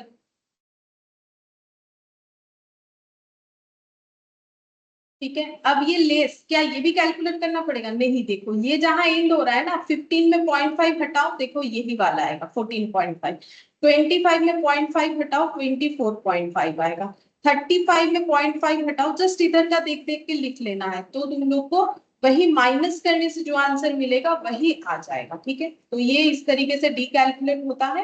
ये हो गया हम लोगों का, डेटा को हम लोगों ने ओवरलैपिंग कर लिया। ओवरलैपिंग का मतलब जहां खत्म वहीं से शुरू, ठीक है। इसमें ये देखो 14 के बाद 15 आ रहा था, तो ये सब में तो हम लोगों ने डिटेल्स किया हुआ है। तो अब एफ लिखते हैं, देखो एफ, एफ का वैल्यू क्या दिया है? एफ का वैल्यू दिया है हम लोग को 10, 18, 32, 26, 10, 18, 32, 26, 14 और 10, ठीक है। 14 और 10 था लास्ट वाला। अच्छा, अब हम लोगों को निकालना है मीन और मीडियन, ठीक है। अच्छा, तो अगर मीडियन निकाल लेते हैं, पहले देखते हैं मीडियन कैसे निकालेंगे। पहले सीएफ निकाला जाता है, मीडियन का रूल से पहले क्यूमुलेटिव फ्रीक्वेंसी निकालो। क्यूमुलेटिव कैसे निकालते हैं? फ्रीक्वेंसी में एक के बाद एक ऐड करके, तो 10 में 18 ऐड होगा, इस तरीके से होता है। 10 में 18 ऐड होके जो आंसर आएगा वो लिखना पड़ेगा। 28 में 32 ऐड करेंगे, 60 में 26 ऐड करेंगे, 86 में 14 ऐड करेंगे, 100 में 10 ऐड करेंगे, 110, ठीक है। और इसको हम लोग बोलते हैं फ्रीक्वेंसी का टोटल, क्योंकि देखो अगर तुम लोग इसको ऐड करोगे तो भी तुम लोग का सेम आंसर आएगा। कैसे? हम लोग क्या कर रहे हैं, 10, 18 इसको ऐड करने का मतलब 10, 18, 32, 26, 14 और 10 कर रहे हैं। तो क्या यहाँ पर भी वही कर रहे हैं? बिल्कुल, ये 10 है, ये क्या है 10 प्लस 18, फिर ये वाला क्या है 10 प्लस 18 प्लस 32, ठीक है। उसके बाद वाला क्या है फिर 10 प्लस 18 प्लस 32 प्लस 26, इसके बाद क्या है 10, 18, 32, 26, 14 और 10, ठीक है। और 10 ये तो लास्ट वाले में आ जाएगा, ठीक है। तो इस तरीके से हम लोग का हो रहा है। तो बेसिकली हम लोग का फ्रीक्वेंसी टेबल का एडिशन ही तो हमें क्यूमुलेट फ्रीक्वेंसी बताता है, और इसको हम लोग और एक साइन से डिनोट करते हैं, कैपिटल एन, ठीक है। कैपिटल एन से भी डिनोट करते हैं। अब नेक्स्ट क्या करना है, मीडियन का फॉर्मूला पता होना चाहिए, ठीक है। और इसके लिए फॉर्मूला जरूर से पढ़ना है। मीडियन का फॉर्मूला होता है L1 plus n by 2 minus C F divided by F into I या फिर सी भी लिखते हैं बहुत से लोग। अच्छा, अब सबसे पहले हमें फाइंड आउट करना पड़ेगा n/2, क्योंकि देखो ना मुझे L1 पता, ना CF, ना F, ना I, ठीक है। तो मुझे सबसे पहले जो पता है वो है n/2। n/2 कितना? 110/2। 110/2 करते हैं, देखते हैं कितना आता है। ये आ रहा है 55, ठीक है 55 आ रहा है। तो 55 मुझे कैसे आइडेंटिफाई करना है? 55th नंबर जो मतलब 55th नंबर जो नंबर होगा वो मेरा मीडियन वैल्यू को बताएगा, ठीक है। तो यहाँ पर कितने सारे नंबर है? फ्रीक्वेंसी का मतलब होता है कि 5 से 14 यानी 4.5 से 14.5 के बीच कितने सारे नंबर है जो खुद को रिपीट कर रहा है। बोल रहे हैं कि 10 नंबर्स है, तो यहाँ पर 0 से लेकर 10 नंबर्स है, यहाँ पर 0 से लेके 28 है, यहाँ पर 0 से लेके 60 है। हम लोग का कितना आया? 52, ठीक है। हम लोग का 55th नंबर आया। तो 55 कहाँ बिलोंग करेगा? 0 से 60 के बीच में, ठीक है। तो इससे मुझे क्या फाइंड आउट करना होता है? इससे मुझे मीडियन क्लास फाइंड आउट करना पड़ता है। तो मीडियन क्लास मेरा ये वाला हो गया, ये क्लास है, ये मेरा मीडियन क्लास हो गया। अब जैसे मीडियन क्लास फाइंड आउट हो गया, L1 का मतलब क्या था? Lower class boundary of the median class. Median class कैसे फाइंड आउट करना है? इस तरीके से। तो lower class boundary of median class मतलब 24.5, ठीक है। फिर यहाँ पर माइनस CF, CF का मतलब होता है frequency of the class preceding the cumulative frequency of the class preceding the median class। median class के preceding class का cumulative frequency हमें लेना पड़ता है। F का मतलब होता है frequency of the median class मतलब जो कि 32 होगा, ठीक है। I क्या होता है? क्लास मीडियन क्लास में जो गैप है, ठीक है, ये डिफरेंस मतलब 34.5 माइनस 24.5, तो आंसर 10 आएगा, ठीक है। आंसर 10 आएगा। अब देखो अगर हम लोग ये ना करते ना, मतलब अगर हम लोग इसको ओवरलैपिंग नहीं करते तो प्रॉब्लम ये होता कि बाकी सब तो ठीक हो जाता, लेकिन यहाँ पर पहला बात है कि हम लोगों का 25 से 34 का गैप जो है वो 9 दिखता, ठीक है। फिर उसमें आगे जाके गलत होता, तो हमेशा ओवरलैपिंग करके ही करो, ठीक है। 24.5 यहाँ पर हो गया 55 माइनस 28 डिवाइडेड बाई 32 इंटू 10। तो अब देखते हैं कितना आंसर आएगा। सबसे पहले ये वाला कैलकुलेशन करेंगे। 55 माइनस 28 कितना हो गया? 27 इंटू 10 इंटू 10 270 डिवाइडेड बाई 32, ये कुछ 8.4375 आ रहा है। ये वाला कैलकुलेशन हो गया प्लस 24.5 32.9375। देखो मैंने जैसे पूरा पूरा कैलकुलेटर में किया, तुम लोग को भी वैसे ही करना चाहिए, ठीक है। सबसे पहले इधर का कैलकुलेशन करो, माइनस डिवाइड इनटू फिर ये प्लस करो, ठीक है। अच्छा अब देखते हैं यहाँ पर कौन सा आंसर होगा। अब देखो ये मैंने मीडियन निकाला, क्या इससे हम ऑप्शन को टिक कर सकते हैं? बिल्कुल कर सकते हैं। देखो मेरा मीडियन 32.9375 आ रहा है, तो ऑप्शन ए नहीं होगा। क्यों? क्योंकि इसमें मीडियन 28 है। पहले मीन है फिर मीडियन, मतलब पहला आंसर मीन का है दूसरा मीडियन का। यहाँ 29 30 है, तो ये भी नहीं होगा। यहाँ पर देखो 32.94, तो 9375 को 94 बोल ही सकते हैं, मतलब हम लोग का ऑप्शन सी आंसर होगा, ठीक है। और डी भी नहीं होगा क्योंकि इसमें 33.18 है। तो इस तरीके का क्वेश्चन अगर दे भी देता है, बाई चांस अगर एग्जाम में दे दिया, मान लो यहाँ पर 1 2 3 4 5 6 7 क्लास इंटरवल है, उसके जगह 2 या 3 क्लास इंटरवल से दे दिया इस तरीके का ऑप्शन, तो तुम लोग को 2 निकालने का जरूरत नहीं। अगर ऑप्शन इस तरीके से है, तुम लोग का 32.94 मैच हो रहा है, मतलब आंसर हो जाएगा ऑप्शन सी। इसके लिए मीन निकालना नेसेसरी नहीं है। बाकी अगर तुम लोग निकालना चाहते हो तो खुद से घर पे एक बार निकाल के देख सकते हो। अभी हम कंटिन्यू 8 तक करवा देते हैं, अगर मेरा टाइम बचेगा तो हम तुम लोग को मीन करवा देंगे, अदरवाइज देखो आंसर हम लोग का आ रहा है, तुम लोग खुद से भी कर सकते हो। तो अगर टाइम बचेगा लास्ट में हम करवा देंगे, ठीक है। अभी सेकंड वाले पे चलते हैं ताकि सारा कवर अप हो जाए।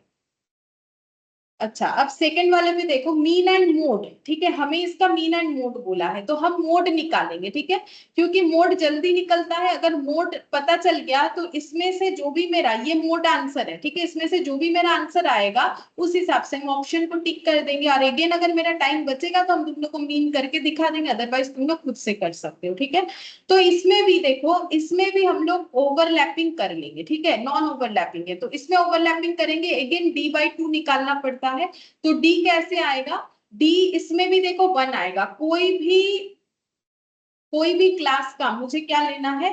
कोई भी क्लास का लोअर क्लास इंटरवल, ठीक है, और माइनस करना है उसके प्रीवियस क्लास का अपर क्लास इंटरवल। तो ये देखो यहाँ पर कुछ भी माइनस करो, कोई भी डेटा ले लो 1 ही आएगा, मतलब वही 0.5 ही आएगा।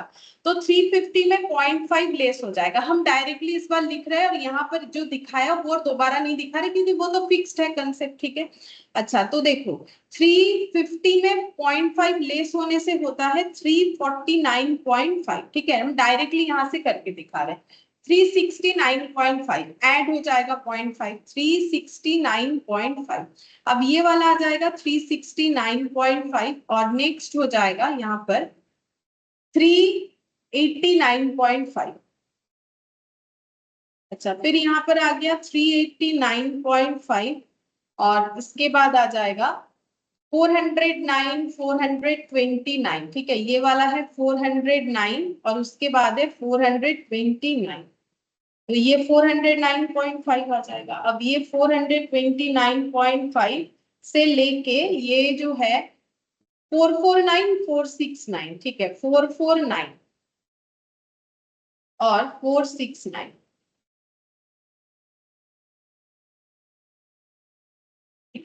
अच्छा ये हो गया मेरा क्लास इंटरवल। अब हम लोग इसमें फ्रीक्वेंसी को नोट डाउन करते हैं। फ्रीक्वेंसी है 15, 27, 31, 19, 13 और 6, ठीक है। अब हम मोड निकालना प्रेफर करते हैं, मोड निकाल लेते हैं। तो मेरे लिए अब देखो हम मोड ही क्यों निकाल रहे हैं वो भी तुम लोग को बताते थे। यहाँ पर जैसे देखो यहाँ भी 30 था और चलो यहाँ तो कुछ टाइम है नहीं। यहाँ पर देखो 400, 400.58, 400.58 तो कॉमन आंसर है। तो कॉमन तुम लोग बोलोगे यहाँ पर भी है, हाँ यहाँ पर भी है, लेकिन एक्चुअली देखो मेन बात ये है कि मोड जल्दी निकलता है, मीन में थोड़ा कैलकुलेशन ज्यादा होता है, ठीक है। मोड या मीडियन मुझे आसान लगता है क्योंकि उसमें जल्दी कैलकुलेशन होता है, ठीक है, उसके कैलकुलेशन का स्पीड थोड़ा ठीक रहता है। तो तुम लोग भी ऐसा क्वेश्चन रहा तो मीडियन मोड को ही कैलकुलेट करना, ठीक है। मीन में टाइम ज्यादा लगेगा मेरे हिसाब से, क्योंकि उसमें मीन वैल्यू निकालना पड़ता है, उसके बाद ही कैलकुलेट कर पाओगे तो वो टाइम कंज्यूमिंग होगा। तो कोशिश करो कि यही इसी से कैलकुलेट करने का, ठीक है, एक्सेप्ट मीन, ठीक है। तो मोड का फॉर्मूला क्या होता है, L1 प्लस यहाँ पर L1 plus F minus F1 divided by 2F minus F1 minus F2 into I, ठीक है। अब देखो ये तो याद रखना पड़ेगा, मैं मेरा भी करते करते ही याद हुआ था, ठीक है, जब हम खुद पढ़ते थे। और अभी तो देखो इतना बार करवाते हैं तो ऑब्वियसली मेरा याद होगा ही, तो तुम लोग को भी करना चाहिए ना। देखो जैसे हम पढ़ाते हैं तो मुझे याद करना जरूरी है, तो तुम लोग पढ़ते हो तो तुम लोग को याद करना जरूरी है, सबका अपना अपना रीजन है, ठीक है। अच्छा अब देखो एफ मोड में क्या होता है, हाईएस्ट फ्रीक्वेंसी। हाईएस्ट फ्रीक्वेंसी हम लोग का मॉडल क्लास होगा, ठीक है, हाईएस्ट फ्रीक्वेंसी हम लोग का मॉडल क्लास होगा। इसमें हाईएस्ट फ्रीक्वेंसी कौन है, 31, तो ये हम लोग का हो गया मॉडल क्लास। जैसे मीडियन क्लास निकालते वैसे मॉडल क्लास निकालते, ठीक है। अब L1 का मतलब वही सेम जो यहाँ पर मतलब था, lower class boundary of the median class, वैसे ही lower class boundary of the modal class, यानी 389.5 प्लस एफ का मतलब होता है frequency of the modal class यानी कि 31। F1 का मतलब होता है frequency of the class preceding the modal class, मतलब ये F1, ठीक है, और ऐसे ये आता है सक्सीडिंग वाला F2 होता है, ठीक है। तो माइनस 27 यहाँ पर 2 इंटू 31 ब्रैकेट में दे देंगे, माइनस 27 माइनस 19 आई। आई का मतलब होता है मॉडल क्लास का length, class length. Class length कैसे निकालेंगे, माइनस करके, क्लास लिमिट्स को माइनस करके, या फिर बोलो तो क्लास बाउंड्री। बेसिकली ये हम लोगों ने बाउंड्रीज बनाए, ठीक है, लिमिट तो था ही। अगर लिमिट और बाउंड्री सेम होता है, बाउंड्री हमेशा ओवरलैपिंग वाला होता है, ठीक है, तो लिमिट्स जो है वो ओवरलैपिंग भी हो सकता है, नॉन ओवरलैपिंग भी हो सकता है। तो हम लोग हमेशा लिमिट्स अगर ओवरलैपिंग है तो ठीक है वही बाउंड्रीज है, अगर नॉन ओवरलैपिंग है तो वो बाउंड्रीज नहीं है, तो हम लोग बाउंड्रीज बना लेते हैं, ठीक है। ये हो गया इंटू 20। अब मोड का आंसर निकालेंगे तो 389.5 प्लस 31 माइनस 27, ये हो जाएगा 31 माइनस 27, ये हो गया मेरा 4, और 2 इंटू 31 62 माइनस 27 माइनस 19 इंटू 20। अब देखते हैं कितना हो, 389.5 प्लस 62 माइनस 27 माइनस 19, ये हो गया 16 इंटू 20। अब ये पूरा कैलकुलेट कर लो, 4 इंटू 20 डिवाइडेड बाई 16, 5 आ गया, प्लस 389.5, तो ये हम लोग का आ गया 394.5, 394.5, ठीक है। ये हम लोग का मोड का आंसर आया। अब देखते हैं कोई ऑप्शन ऐसा है जहां पर 394.5 है, क्योंकि ये मेरा एग्जैक्ट आया, कुछ अप्रोक्सीमेशन तो है नहीं, तो आंसर आना चाहिए 394.5। देखो ये देखो 394.5, ठीक है, मतलब इसमें भी मेरा आंसर ऑप्शन सी हो रहा है, इसमें भी मेरा आंसर ऑप्शन सी हो रहा है, मोड का आंसर सी हो जाएगा। तो तुम लोग को मीन देखने का जरूरत नहीं है, क्योंकि 394.5 कहीं और है नहीं, ठीक है, कि इससे कंफ्यूज हो जाओ। तो ये ही आंसर होगा, ऑप्शन सी, ठीक है। अच्छा, अब थर्ड नंबर का देखते हैं। देखो थर्ड नंबर में क्या बोला है, मीडियन एंड मोडल प्रॉफिट्स निकालने के लिए बोला है। अगेन हम मोड प्रेफर करेंगे, क्योंकि मोड और भी जल्दी निकलता है। सबसे जल्दी मुझे मोड लगता है, उससे थोड़ा टाइम कंज्यूमिंग जो है मीडियन है, और सबसे ज्यादा टाइम कंज्यूमिंग मुझे मीन लगता है। तो अगर मुझे मोड का ऑप्शन मिले, हम हमेशा प्रेफर करते हैं कि मोड निकालेंगे, जल्दी निकलता है, उसके बाद ही मीडियन का सोचेंगे, उसके बाद हम लोग मीन का सोचेंगे। अगर कोई चांसेस नहीं है देन मीन में जाना चाहिए। तो अब देखो थर्ड नंबर वाले क्वेश्चन में हमें मीडियन और मोड बोला है, हम मोड ही कैलकुलेट करेंगे, ठीक है। अब ये जो है, ये हम लोगों को बोला जाता है ओपन एंड क्लासिफिकेशन, ठीक है, क्योंकि इसका स्टार्टिंग और इसका एंडिंग का कोई लिमिट नहीं है। क्योंकि देखो बिलो 5 बोला है, तो बिलो 5 का मतलब क्या हो सकता है, बिलो 5 का मतलब 0 से 5 भी हो सकता है, 0.9 से 5 भी हो सकता है, लेकिन कैलकुलेशन के टाइम पे हम लोग एक स्टैंडर्ड डेटा मेंटेन करते हैं, तो बिलो 5 को हम लोग हमेशा लिखेंगे 0 से 5, ठीक है। उसके बाद दिया है देखो बिलो 10, तो इसका जो मतलब क्लास इंटरवल बनेगा वो 5 से 10, ठीक है, बिलो 10। उसके बाद नेक्स्ट देखो बोला है बिलो 15, बिलो 15 का मतलब 10 से 15 हो गया, ठीक है। उसके बाद देखो बिलो 15 के बाद 20, 25, 30, ठीक है, तो इसका मतलब 15 टू 20, 20 टू 25 और 25 टू 30, देखो सारे कंडीशंस फुलफिल हुए, below 5, below 10, below 15, below 20, below 25, below 30। अब यहाँ पर हम लोग निकालेंगे एफ, ठीक है। एफ कितना होगा, अब देखो यहाँ जो दिया हुआ है ना डेटा, देखो ये इंक्रीजिंग है, 10 फिर 25 फिर 45 फिर 55 फिर 62 फिर 65, मतलब ये फ्रीक्वेंसी नहीं है, ये क्यूमुलेटिव फ्रीक्वेंसी में दिया हुआ है। क्यूमुलेटिव फ्रीक्वेंसी मैंने दो तरीके का बताया था तुम लोग को, लेस देन और जो है ग्रेटर देन टाइप। तो यहाँ पर ऑलरेडी क्यूमुलेटिव फ्रीक्वेंसी क्या हुआ है, क्योंकि फ्रीक्वेंसी कभी इंक्रीजिंग या डिक्रीजिंग मैनर में होगा ऐसा नहीं होता है। तो अगर हमें कुछ स्पेसिफिक ट्रेंड दिख रहे हैं तो इसका मतलब वो क्यूमुलेट किया हुआ है। तो हमारे पास क्यूमुलेट है, हमें एफ निकालना पड़ेगा। कैसे निकालेंगे, पहले क्यूमुलेट को लिख लेते हैं। क्यूमुलेट में फर्स्ट 10 है, उसके बाद 25, फिर 45, फिर 55, फिर 62, फिर 65, ऐसा दिया हुआ है, ठीक है। ये देख, अब हम लोग को एफ निकालना है, तो एफ कैसे निकालेंगे, तो सबसे पहले तो 10 ही आएगा, क्योंकि देखो अगर मुझे ये गिवन होता, ये वाला गिवन होता, तो हम ये कैसे निकालते हैं, तो पहला 10 रहता है, दूसरे सेकंड वाले में पहला एडेड रहता है, तो 28 से 10 माइनस करेंगे तो सेकंड वाला मिल जाएगा, सेम तरीके से, ठीक है। क्योंकि यहाँ भी देखो मेरा इंक्रीजिंग हो रहा है, तो वैसे ही, तो यहाँ पर 10 है, सेकंड वाला 25 कैसे होगा, 10 प्लस सेकंड वाला फ्रीक्वेंसी तब जाके 25 हुआ होगा, मतलब 10 प्लस जो F2 है सेकंड वाला फ्रीक्वेंसी इक्वल 25 है, तो F2 कितना आएगा, 25 माइनस 10 यानी कि 15, ठीक है। तो 10 में 15 ऐड करते हैं तभी तो 25 होता है।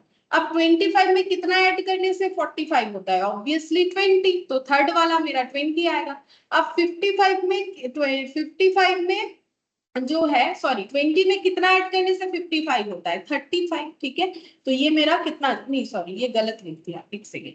हम लोग 10, ये 25 कैसे बना होगा, तो 10 प्लस F2 करके 45 कैसे बना होगा, 45 हम लोग का ऐसे बना होगा 10 plus 15 plus F3 equal to 45 हुआ होगा। तो F3 हम लोगों ने कैसे निकाला, 45 माइनस 25, तो ये 20 आ गया, ठीक है। अब हमें F4 निकालना है, तो F4 कैसे आएगा, 10, 15, 20 प्लस F4 करके हमारे पास 55 आना चाहिए, तो F4 कितना हो जाएगा, 55 माइनस 20, 30, 40, 45, तो 10 आ जाएगा। देखो ये 10 आ गया, ठीक है। एक्चुअली इससे इसको माइनस करने से ही होगा। अब देखो यहाँ पर 62 है, तो 62 मेरा टोटल आ रहा है क्यूमुलेटिव फ्रीक्वेंसी, वो कैसे आया होगा 10 15 20 10 ये सब ऐड करके और उसमें जो फिफ्थ नंबर फ्रीक्वेंसी है वो ऐड करके, तो इतना तक तो 55 होता है। तो 55 में ये देखो इतना तक तो 55 होता है, तो 55 और उसमें F5 ऐड करके 62 आया होगा। तो F5 कैसे निकलेगा 62 माइनस 55 जो कि मेरा आता है 7, ठीक है। अब ये वाला 3 आ जाएगा, ये देखो 65 और 62 का गैप, क्यों, क्योंकि मुझे ये फ्रीक्वेंसी निकालना है। ये कितना नंबर है F6 नंबर, ठीक है 1 2 3 4 5 6। अब ये जो है लास्ट है, ये सारे फ्रीक्वेंसी का टोटल है, तो सारे फ्रीक्वेंसी का टोटल अभी तक आया है 62 और लास्ट फ्रीक्वेंसी ऐड करने के बाद ये पता है कि कितना आएगा, तो लास्ट फ्रीक्वेंसी कितना था, तो ये 3 हो गया। बेसिकली इससे इसको माइनस कर दो, ठीक है, इससे इसको माइनस कर दो, इससे इसको माइनस कर दो, इससे इसको माइनस कर दो, तो आंसर मिलता जाएगा, ठीक है। तो ये हम लोग का एफ आ गया। अब हम लोग जो है मॉडल क्लास निकालेंगे, ठीक है, मतलब मोड निकालेंगे। मोड का फॉर्मूला होता है L1 plus F minus F1 divided by 2F minus F1 minus F2 into I. तो मोड का मतलब होता है हाईएस्ट फ्रीक्वेंसी, तो इन सब में से हाईएस्ट फ्रीक्वेंसी 20 है, तो मेरा मॉडल क्लास ये वाला है, ठीक है। तो lower class boundary of the class कितना हो गया 10। अच्छा, एफ मतलब frequency of the modal class, ठीक है, तो ये 20 और ये 2 इंटू 20। F1 का मतलब प्रीसीडिंग वाला, F2 का मतलब सक्सीडिंग वाला, तो ये हो गया 15 माइनस 10। आई का मतलब हो जाएगा इनमें गैप है 15 का, सॉरी 5 का, ठीक है। तो ये हो गया 10 प्लस 5 40 40 माइनस 10 30 30 और ये कितना, ये 25 हो रहा था, 40 माइनस 25 मतलब ये 15 आएगा, देख लो तुम लोग। 40 माइनस 15 माइनस 10 ये हो गया 15 इंटू 5। तो 5 इंटू 5 डिवाइडेड बाई 15 प्लस 10 11.666 आ रहा है, 11.666 ऐसे आ रहा है। देखते हैं कोई ऑप्शन है कि नहीं। 11.666 यहाँ कोई ऑप्शन नहीं दिख रहा है तुम लोगों को, ये देखो यहाँ 11.67 एक दिख रहा है, ठीक है, लेकिन ये गलत आंसर होगा। क्यों, देखो हम बताते हैं।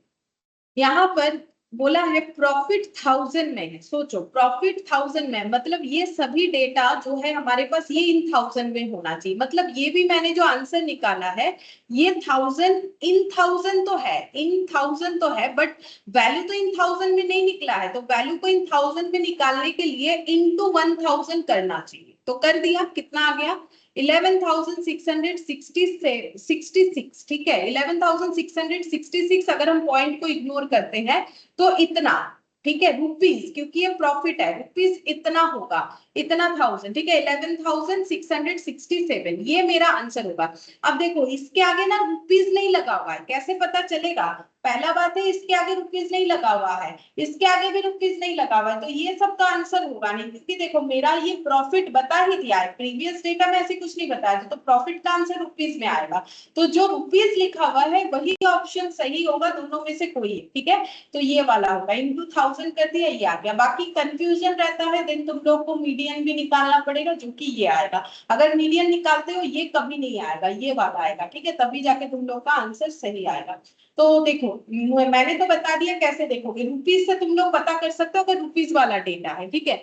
अगर रुपीज वाला डेटा नहीं होगा तो फिर ऐसे फाइंड आउट नहीं कर पाओगे, देन तुम लोग को सेकंड ऑप्शन ट्राई करके देखना पड़ेगा कि मीडियन कितना आ रहा है। लेकिन ऐसे केस में ये जो देखो सिमिलर टाइप ऑफ दिया हुआ है ना, ये इसी वजह से दिया हुआ है कि हमें पता होना चाहिए कि रुपीज वाला आंसर होगा, बिकॉज ये प्रॉफिट है हमें बताया, और प्रीवियस वाले क्वेश्चन में नहीं बताया था किस चीज का डेटा है, तो इसका कोई यूनिट है नहीं, इसलिए एक भी ऑप्शन में कोई यूनिट का जगह नहीं है, सिर्फ और सिर्फ डेटा गिवन है, ठीक है। तो थर्ड नंबर का भी हम लोग एक ही चीज से आंसर कंफर्म कर सकते हैं कि ये मेरा ऑप्शन सी आंसर होगा, ठीक है। तो हम यहाँ लिख देते हैं, ये हो गया मेरा ऑप्शन सी इसका आंसर। अच्छा, ये मेरा थर्ड वाला कंप्लीट हुआ। अब नेक्स्ट हम लोग देखते हैं फोर्थ। ম্যাম ওই পয়েন্টে যেটা এসেছিল ওটা কি 1000 দিয়ে ইনটু করলো? হ্যাঁ, 1000 মানে ম্যাম ওটা রুপিসে কনভার্ট করতে হবে? রুপিজে কনভার্ট করতে হবে না, ওটা আনসারটা রুপিজেই আসছে, যদি এটাও বলো এটাও রুপিজে আসছে, কিন্তু আনসার রুপিজ দিয়ে যেটা আছে সেটা তো আমার 11,667 আছে, সেটা কি করে পসিবল, ওটা ইনটু 1000 করলে পসিবল, সেটাই ও বলবো। ঠিক আছে, আচ্ছা, ওকে আনসার ম্যাম। এটাও রুপিজ, কারণ প্রফিট তো রুপিজেই হবে। Following is an incomplete distribution having modal mark as 44। अब इसमें देखो मोड का वैल्यू बता दिया है, ये मार्क्स का डिस्ट्रीब्यूशन है, जैसे एग्जाम होता है तो मार्क्स दिया जाता है ना, मार्क्स का डिस्ट्रीब्यूशन है जिसमें मोडल यानी मोड का वैल्यू 44 है, हाईएस्ट मार्क्स 44 है। हमें यहाँ पर पूछा है मीन मार्क्स क्या होगा, ठीक है, यहाँ पर हमें मीन मार्क्स क्या होगा ये पूछा है, तो ऐसे क्वेश्चन को हम लोग कैसे फाइंड आउट कर सकते हैं हम बताते हैं। पहले हम लोग डेटा लिखते हैं 0 to 20, उसके बाद है 20 to 40, उसके बाद है 40 to 60, उसके बाद है 60 to 80, ठीक है, आफ्टर दैट है 80 to 100, ठीक है, 80 to 100, ये डेटा गिवन है। और फ्रीक्वेंसी में एक मेरा मिसिंग फ्रीक्वेंसी है, बाकी है 5, 18, 12, 5, 5, 18 क्वेश्चन मार्क है, 12 और 5 है, ये क्वेश्चन मार्क को हम एक्स मान लेते हैं, ठीक है, ये जो क्वेश्चन मार्क है हम इसको एक्स मान लेते हैं। हमें निकालने क्या बोला है, हमें बोला है मीन निकालो, मीन मार्क्स निकालो, मतलब जो डेटा निकल के आएगा वो मार्क्स का डेटा होगा, बिकॉज मार्क्स रिलेटेड डेटा है। मीन मतलब एरिथमेटिक मीन निकालने बोला है, तो इसका कैसे कैलकुलेशन करेंगे, तो देखो इसमें ना मोड बता दिया था, तो पहले हम लोग मोड का यूज करके एफ निकालते हैं, क्योंकि बिना एफ निकाले हम लोग अरिथमेटिक मीन नहीं निकाल सकते, तो हम यहाँ पर पहले निकाल लेते हैं यहाँ से मोड, ठीक है। मोड क्या होगा, मोड का फॉर्मूला देखो, अभी 3 बार लिखा मैंने, एल प्लस ये थर्ड टाइम लिख रहे हैं, F minus F one two F minus F one minus F two into I. अच्छा, मोड का आंसर गिवन है 44, ये मुझे दे दिया है, तो 44 कौन से क्लास में बिलोंग करेगा, वही मेरा मॉडल क्लास होगा। 44 कहाँ बिलोंग करेगा, 40 to 60 के बीच में, ठीक है, तो ये मेरा मॉडल क्लास होगा, तो उस केस में L1 lower class boundary of the modal class यानी 40, F का मतलब frequency of the modal class यानी X, ठीक है, F1 मतलब प्रीवियस वाला, ठीक है, और F2 का मतलब सक्सीडिंग वाला होता है, तो ये हो गया 18, ये हो गया 18, ये हो गया मेरा 12, ठीक है, आई कितना होगा इन दोनों का गैप यानी कि 20, ठीक है। अब कैलकुलेट करते हैं 44 माइनस, इसको हम लोग ऐसे देखो जैसा चाहो कैलकुलेट कर सकते हो, बट हम प्रेफर करेंगे इसको इधर लेके आ जाओ, ठीक है, इस तरीके से। अब x माइनस 18 बचा, नीचे हो जाएगा 2x माइनस, ये दोनों को ऐड करने से हो जाता है 30 आएगा, ठीक है, ये मैंने गलत लिख दिया, इंटू 20, ठीक है। अच्छा, अब ये हो गया 4x माइनस 18, अब ये 30, ये 20 जो है ये यहाँ पर मल्टीप्लाई हुआ, 2x minus 30, X equals 20. x से वैल्यू 20 है, ठीक है, x से वैल्यू 20। अच्छा, 4 इंटू 2x माइनस 30, ये देखो अगर हम लोग मल्टीप्लीकेशन करते हैं, फिर हो गया x माइनस 18 इंटू 20, ठीक है। अच्छा, तो ये देखो ये 4 से यहाँ कैंसिल आउट करो, ये 5 हो गया, 2x minus 30 equal to 5x minus 90। अच्छा, 2x minus 5x minus 90 minus ये प्लस हो जाएगा 30 minus 3x minus 60, x minus 60 minus 3 यानी 20, ठीक है, x का वैल्यू 20 आ गया। अब क्या करेंगे, अब नेक्स्ट मुझे क्या करना चाहिए, नेक्स्ट मुझे मीन निकालने बोला, एक्चुअली मुझे तो बोला है मीन निकालो, ठीक है। अब ये मुझे क्यों करना पड़ा, क्योंकि देखो अगर मीन निकालोगे, x मेरे पास नहीं है, तो मीन निकालने में प्रॉब्लम होगा, क्यों, क्योंकि हम फॉर्मूला तो अरेंज कर लेंगे, बट मेरे पास 2 मिसिंग फिगर आ जाता है। जैसे कि देखो हम बताते हैं तुम लोगों को, मीन का मेरा फॉर्मूला क्या होगा, हम मीन का फॉर्मूला ऐसे बोल सकते हैं, summation F x divided by summation F निकाल सकते हैं, एक्स बार मुझे निकालना है। आप एफ एक्स जब करेंगे ना, तो यहाँ पर x कैसे निकलेगा, मीन वैल्यू करके, अभी वही करेंगे, लेकिन एक जगह पे मेरा x इंटू कुछ डेटा आ जाएगा, ठीक है, और इधर नीचे f में भी मेरा x रह जाएगा। अब मेरा दो मिसिंग फिगर्स हम थोड़ी ना फाइंड आउट कर पाएंगे, इसलिए ये सॉल्व इसीलिए किया ताकि मुझे x मिल जाए। अब हम लोग मीन निकाल लेंगे, जो कि हमें निकालने के लिए बोला था, कैसे निकालेंगे, फिर से एक बार लिखो, 0 to 20, 20 to 30, सॉरी 20 to 40, 40 60, 60 80 और 80 100, ठीक है। अच्छा, अब इसका निकालेंगे मीड वैल्यू। मीड वैल्यू, तो मीड वैल्यू क्या होगा, 0 और 20 का मीड वैल्यू होता है 10, ठीक है। इसके बाद देखो गैप जितने का है उतना ऐड करने से हमारे पास मीड वैल्यू आते जाएगा। 30 20 ऐड कर दो या फिर 40 + 20 60/2 करो तो भी आंसर आएगा। यहाँ पर हो जाएगा 50, यहाँ पर हो जाएगा 70, यहाँ पर हो जाएगा 90, ठीक है। एफ एन, ठीक है। एफ एम का मतलब फ्रीक्वेंसी इनटू मीड वैल्यू। अच्छा, एफ नहीं लिखा, चलो इधर जगह है लिख लेते हैं। एफ था 5 18 20 और 12 5, ठीक है। 12 5 तुम लोग का जगह नहीं है इसमें लिख लो, ठीक है। एफ इंटू एम मतलब एफ इंटू मीड वैल्यू, जो कि अभी मेरा एक्स को रिप्रेजेंट कर रहा है, क्योंकि यहाँ पर तो काफी सारा एक्स है हर एक जगह पे, तो मुझे तो कोई पर्टिकुलर वैल्यू को लेना पड़ेगा। इसी पॉइंट पे हम लोग का लास्ट दिन का एमसीक्यू का पहला पॉइंट था, ठीक है, कि मीड वैल्यू पूरे क्लास इंटरवल को रिप्रेजेंट करता है, ठीक है। तो ये हो गया 50, 18 इंटू 30 ये 540 होगा। अच्छा, ये हो जाएगा 1000 1000 होगा, ठीक है। 12 इंटू 7 840, 19 टू 5 450, ठीक है। अब हम निकाल लेते हैं यहाँ से एफ एम का समेशन, तो एक्स बार हो जाएगा डिवाइडेड बाय समेशन एम, ठीक है। एफ एम का टोटल कितना हो जाएगा देखते हैं। 540 प्लस 50 प्लस 1840 प्लस 450, 2880 आ रहा है। 2880 2880 divided by F summation F, मतलब इसका टोटल। तो 5 ये हो गया 60। अच्छा 60 हो रहा है तो 60 से डिवाइड 48 आ गया, ठीक है। तो ये हम लोग का मीन मार्क्स आ गया, मार्क्स का मीन वैल्यू 48, ठीक है। अच्छा देखते हैं 48 कोई ऑप्शन है। हाँ हाँ, 4th नंबर, ठीक है। 48 का मेरा 4th नंबर आंसर हो जाएगा। अच्छा, अब नेक्स्ट मुझे करना पड़ेगा क्वेश्चन नंबर 5, ठीक है। क्वेश्चन नंबर 5 देखते हैं इसमें क्या होगा।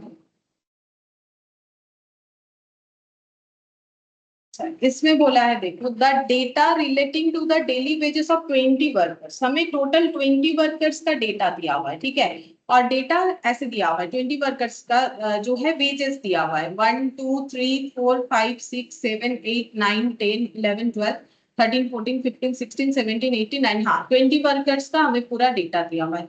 अब बोल रहा था employer pays bonus amounting to 100 200 300 400 and 500 to the wages to the wage earner in the wage group of 50 and not more than 55, 55 and not more than 60, and so on, and lastly 70 and not more than 75 during the festive month of October। बताते हैं क्या बोला है। बोल रहा है कि ये जो 20 वर्कर है इनको डेली का जो वेज पेमेंट मिलता है वो तो देखो लीज डाउन ऊपर दिया हुआ है, इसके अलावा इन्हें क्या मिलता है, बोनस मिलता है फेस्टिव में, ठीक है।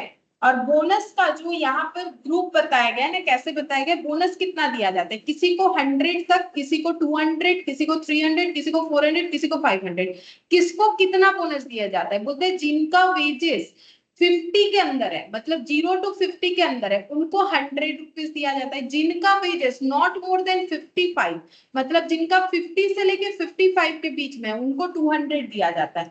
इससे हमें क्या प्रिपेयर करना है, एक्चुअली ये जो लैंग्वेज दिया हुआ है इससे हम लोग को क्लास इंटरवल बना लेना है, ठीक है।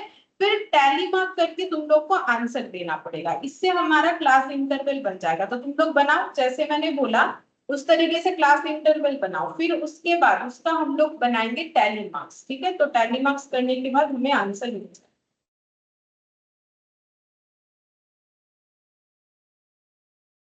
ठीक है, पहले बनाओ, ग्रुप बनाओ।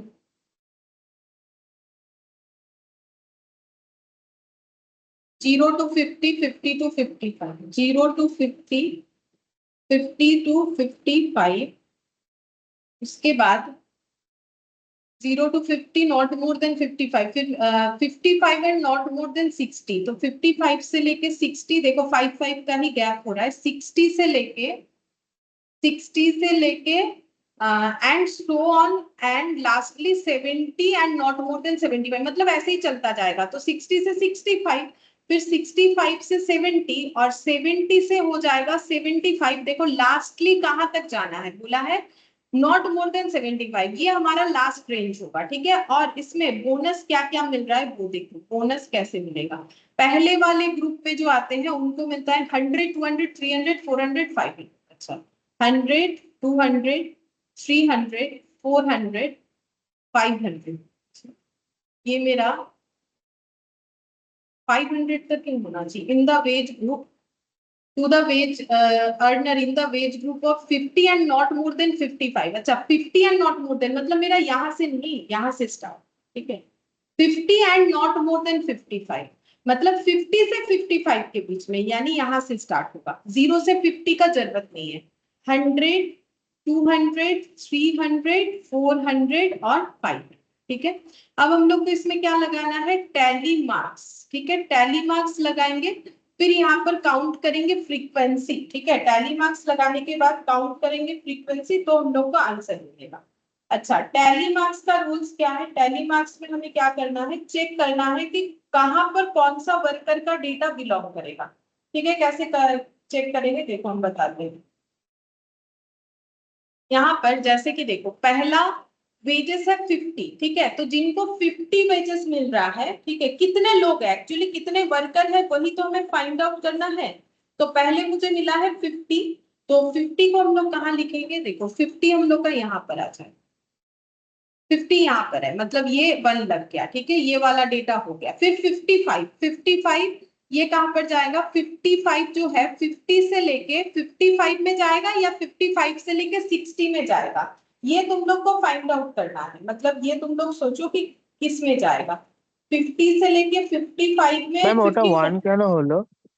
ওটা ট্যালি মান, ওটা 1 ট্যালি মানকে ভুলে গেলে, দুদিন আগে বেসিক পড়লে এরকম এরকম করলে এটা 1 হয়।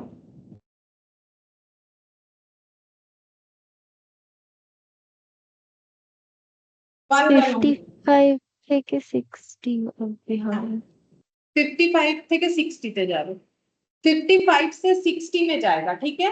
देखो ये ओवरलैपिंग में क्या होता है, ये नेक्स्ट वाले में आ जाता है, ठीक है, नेक्स्ट वाले में आ जाता है। तो यहाँ पर होगा 55 का टैली स्ट्रोक, स्ट्रोक बोलते हैं, ये यहाँ पर लगेगा। 60, 60 कहाँ पर जाएगा,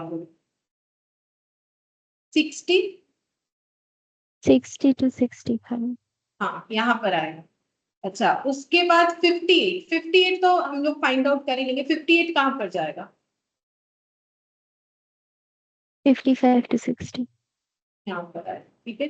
58 हो गया। आफ्टर दैट 59, 59 भी सेम ही जगह पे आएगा, ये देखो 59 भी सेम जगह पे आएगा, इसके बीच में ही आएगा, ठीक है। अच्छा, 59 के बाद 72, 72 कहाँ पर आएगा, इसमें 70 से 75 में आएगा। 72, 65, इसके बाद है 65, 65 कहाँ आ रहा है, 65 to 70 हाँ इसमें आएगा। 65 हो गया। 68, वो भी 68 65 to 70 इसमें आ गया। 68 के बाद 53,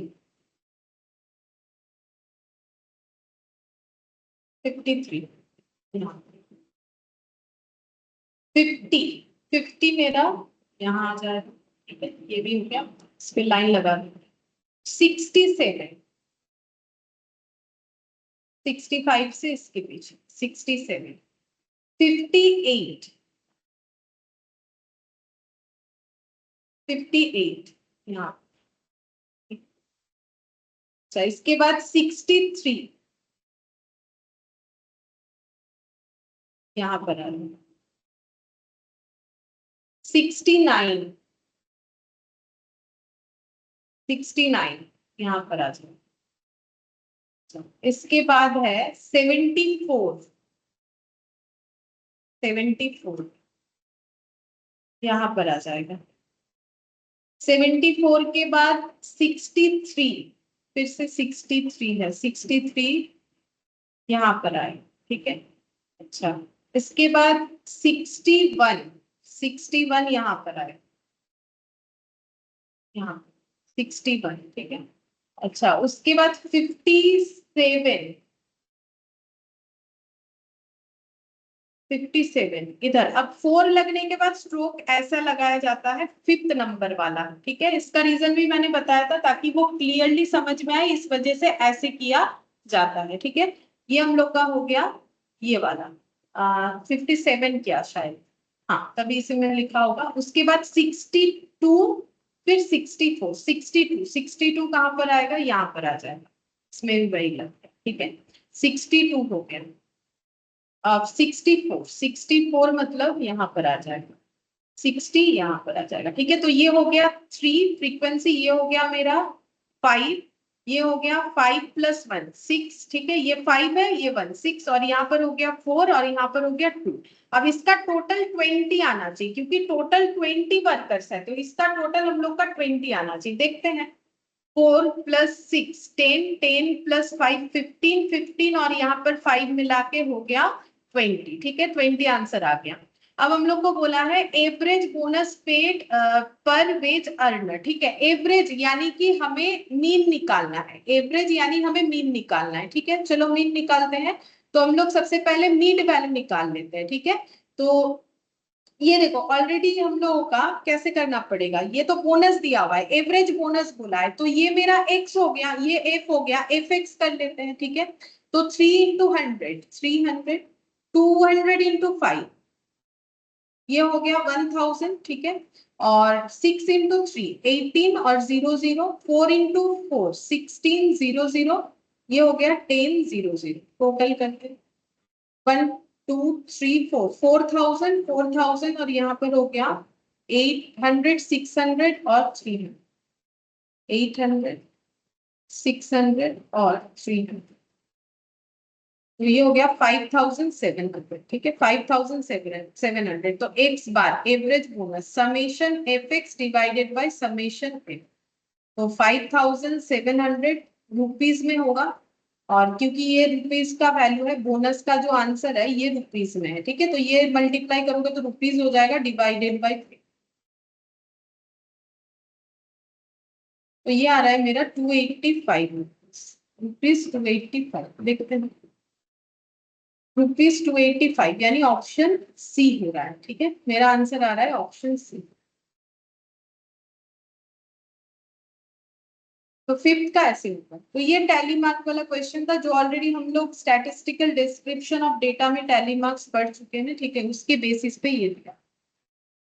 अच्छा, अब बचा 6 7 8, चलो देखते हैं जितना हो पाता है। 6th number, 3rd quartile 65th percentile, ये निकालना है, ठीक है। चलो 6th नंबर,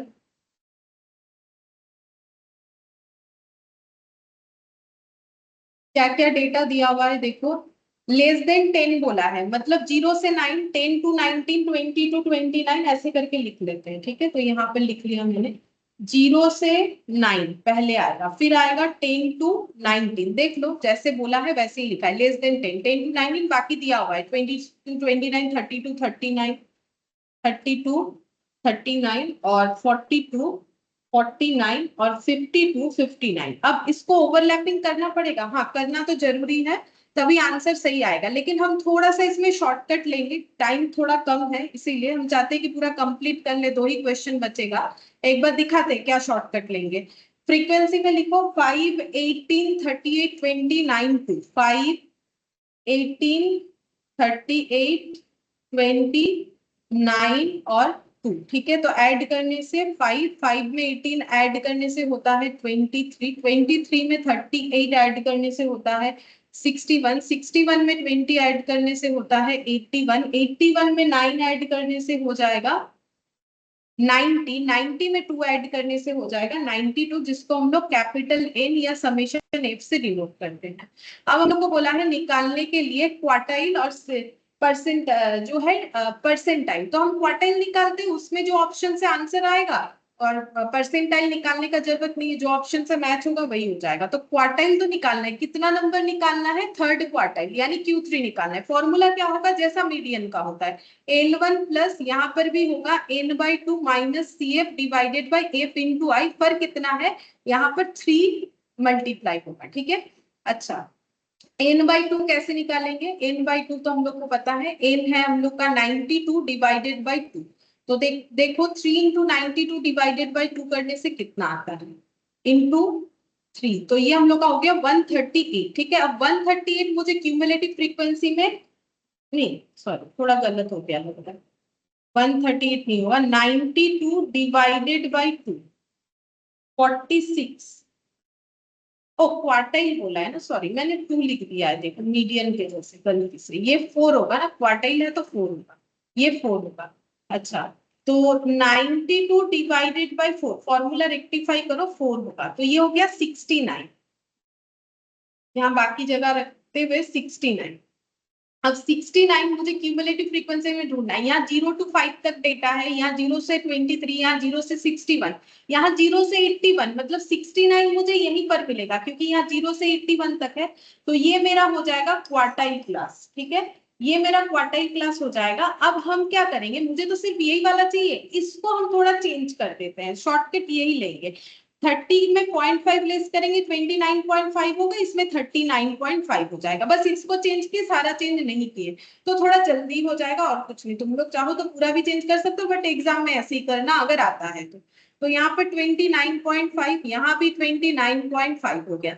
अब क्वार्टाइल का भी वही सेम चीज है। ठीक है, cumulative frequency of the class, quartile class का। ठीक है, तो यहाँ पर CF हो जाएगा मेरा यहाँ पर 61। ठीक है, इसके प्रीवियस वाला होता है, ठीक है, इसके प्रीवियस वाला होता है, एफ होगा frequency of the quartile class, ये मेरा एफ हो जाएगा, ये 20 हो जाएगा। ठीक है, ये जस्ट प्रीवियस वाला होता है। ठीक है, ये जस्ट प्रीवियस वाला होता है 61, जैसे मेरे मीडियन का फॉर्मूला है, बस यहाँ पर जो है n/4 करना होता है, और आई हो जाएगा इन दोनों का गैप। अब गैप किसका लेना है, गैप तुम लोग को 39 का नहीं लेना है, ये जो किया है ना इसका लेना है, तो 10, तो आंसर कितना है, ये हो गया 8/20 इंटू 10, 4 ऐड कर दो 33.5। 33 हाँ ये वाला 33.5। देखते हैं कोई क्वार्टाइल है ऐसा 33 पॉइंट। अगेन ये प्रॉफिट था, इन 1000 में था। ठीक है, अगेन ये प्रॉफिट में था और इन 1000 में था, तो ये रुपीज में आंसर आया, तो रुपीज 33.5 इंटू 1000। देख लेते हैं कितना आता है।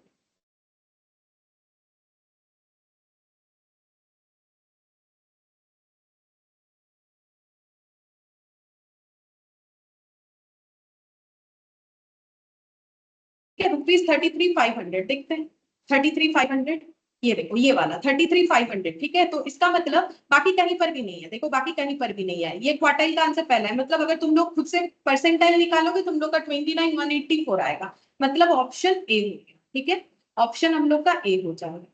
चलो 2 बचा है, आई होप कि हो जाएगा हम लोग का।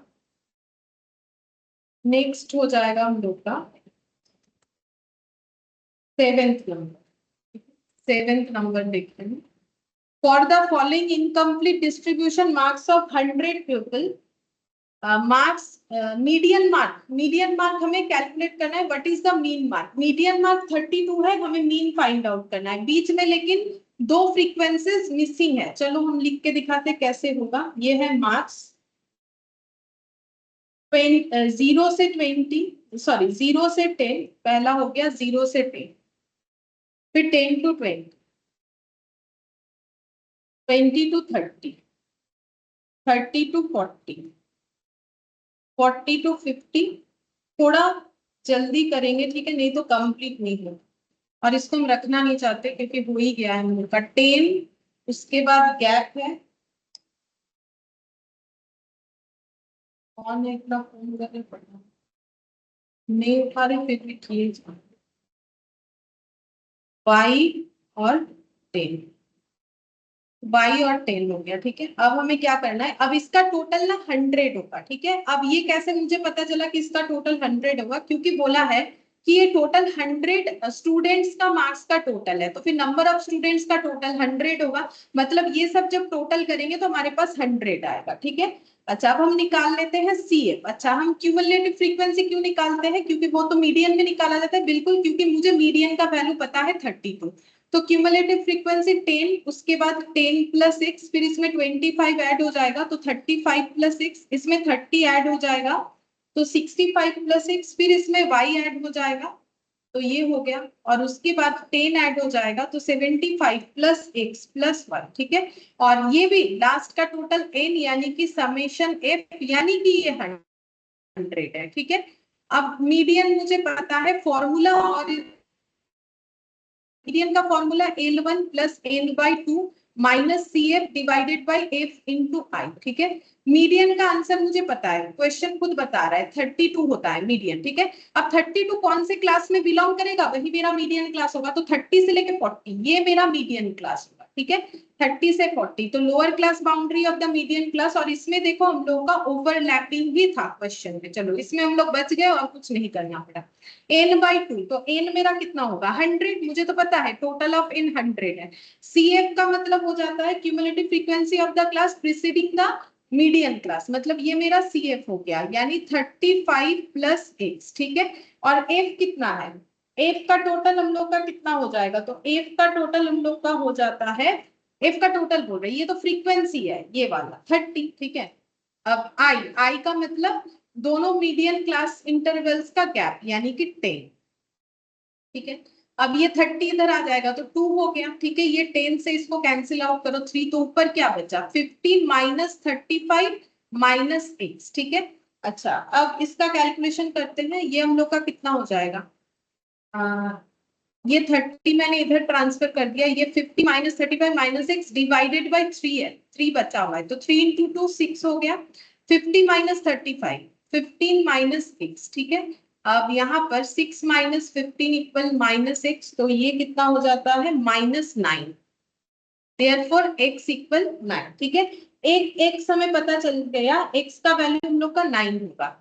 अच्छा फिर दूसरा y भी हम लोग निकाल सकते हैं, y कैसे निकालोगे, ये देखो यहाँ पर हमें ये फ्रीक्वेंसी का टोटल क्या मिला 75 प्लस एक्स प्लस वाई 100 होता है, ठीक है। तो लिखो 75 प्लस एक्स प्लस वाई, ये मेरा 100 होता है, 75 प्लस 9 प्लस वाई ये 100, देयरफॉर यहाँ से y निकालो, y इक्वल टू 100 माइनस ये 75 और 9 को ऐड करने से आ जाता है, या फिर ऐसे ही लिख दो ना ऐसे, ठीक है। अब पूरा कैलकुलेट करके देख लेते हैं, 100 माइनस 75 माइनस 9, तो ये हो गया 16, y निकल गया 16, एक्स वाई पता चल गया।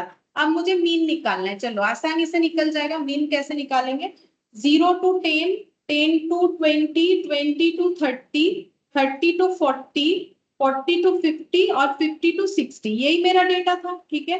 अब इसका मीड वैल्यू निकाल लेते हैं, ठीक है। मीड वैल्यू निकाल लेंगे, मीड वैल्यू ये हो गया 5, फिर इसके बाद 15, फिर इसके बाद वाला 25, इसके बाद वाला 35, फिर 35 के बाद 45 और इसके बाद 55।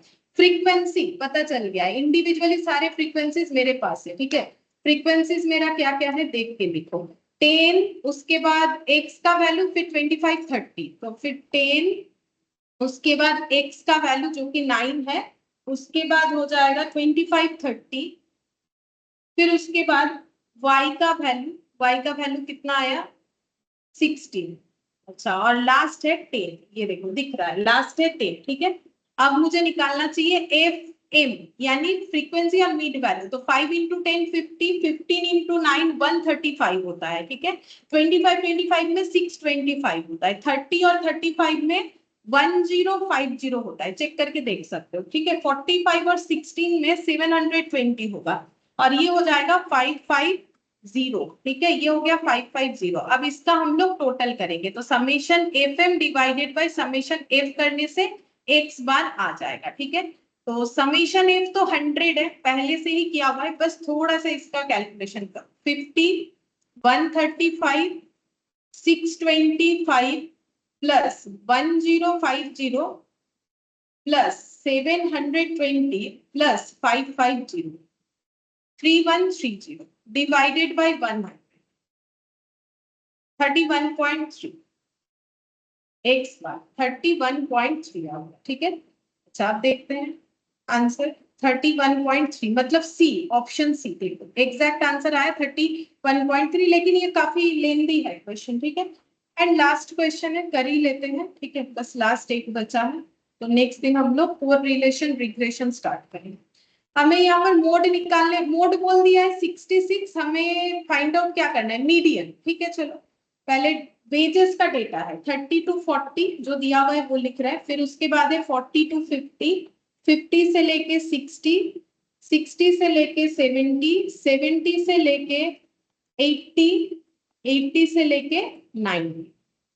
एफ, एफ यानी कि फ्रीक्वेंसी, फ्रीक्वेंसी में है मेरा 8, 16, 22, 28, 8, 16, 22, 28 और ये मिसिंग है तो इसको एक्स दे देते हैं, लास्ट वाला शायद 12 था। हाँ, अब हम लोग निकालेंगे इसका क्यूमुलेटिव फ्रीक्वेंसी। क्यों? क्योंकि मुझे मीडियन का डेटा दिया हुआ है, तो क्यूमुलेटिव फ्रीक्वेंसी 8, 8 में 16 ऐड करने से 24, 24 में 22 ऐड करने से 46, 46 में 28 ऐड करने से ये हो गया 4, 7, 74, 74 प्लस एक्स और ये 12 ऐड करने से हो गया है 86 प्लस एक्स। ये हो जाएगा मेरा एन या फिर समेशन ऑफ एफ बोल सकते हैं। अच्छा, अब यहाँ पर देखते हैं कितना आता है। हमें मोड दिया हुआ है, ठीक है, मोड दिया हुआ है 66, तो मोड का फॉर्मूला होता है L1 plus F minus F1 divided by 2f minus F1 minus F2 into I. ठीक है, अच्छा अब मोड मेरा 66 दिया हुआ है, 66 कौन से क्लास में बिलोंग करेगा, ये वाले क्लास में बिलोंग करेगा 66। अच्छा मैंने CF क्यों लिख लिया फिर, CF, अच्छा मुझे मीडियन बोला था तो मैंने CF भी लिख लिया, चलो कोई बात नहीं। अच्छा L1, L1 हो गया 60, एफ मतलब frequency of the modal class यानी 28। ठीक है, F1 इसके पहले वाला, ठीक है, इसके पहले वाला F1 होता है फ्रीक्वेंसी यानी 22, 2 इंटू 28 माइनस 22 और इसके नीचे सेकेंड वाला मतलब सक्सीडिंग वाला होता है F2 यानी कि x और I हो गया 60 70 का गैप जो कि है 10। अच्छा 60 ये इधर 6 हो जाएगा, 28 माइनस 22 करने से आ जाता है, ये कितना आ जाएगा 6, 6 आ गया इंटू ये 10 हो गया, 28 इंटू 2 कितना हो जाएगा 56 मैम। 56 माइनस 22 माइनस x, अब देखते हैं कितना 60, 78 माइनस x 28 इंटू 2 माइनस 22 तो माइनस तो 34, 34। अब क्रॉस मल्टीप्लीकेशन कर लेते हैं, 6 इंटू 34 कितना हो गया 204 minus 6x equal to 60 minus 6x equal to 60 minus 204 यानी 140, तो x हो जाएगा 144 बाई 6, माइनस माइनस दोनों साइड से कैंसिल आउट तो 24 हो जाएगा x का 24। आंसर।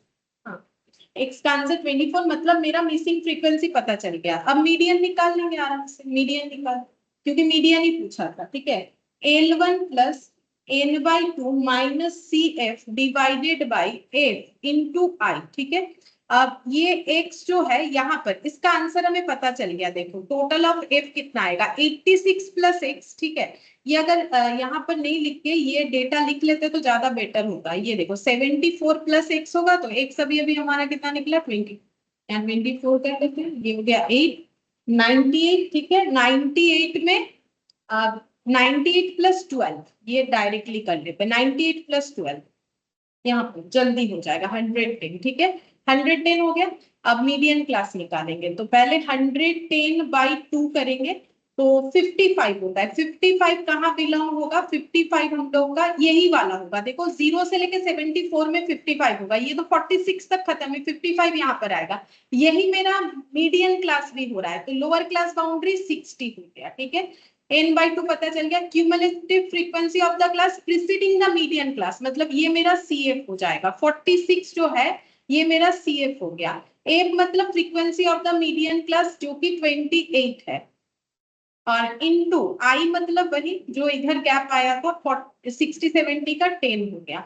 अब इसका कैलकुलेशन करना है, 55 माइनस 46 डिवाइडेड बाई 28 इंटू 10, पूरा कैलकुलेटर पे ही कर लेंगे।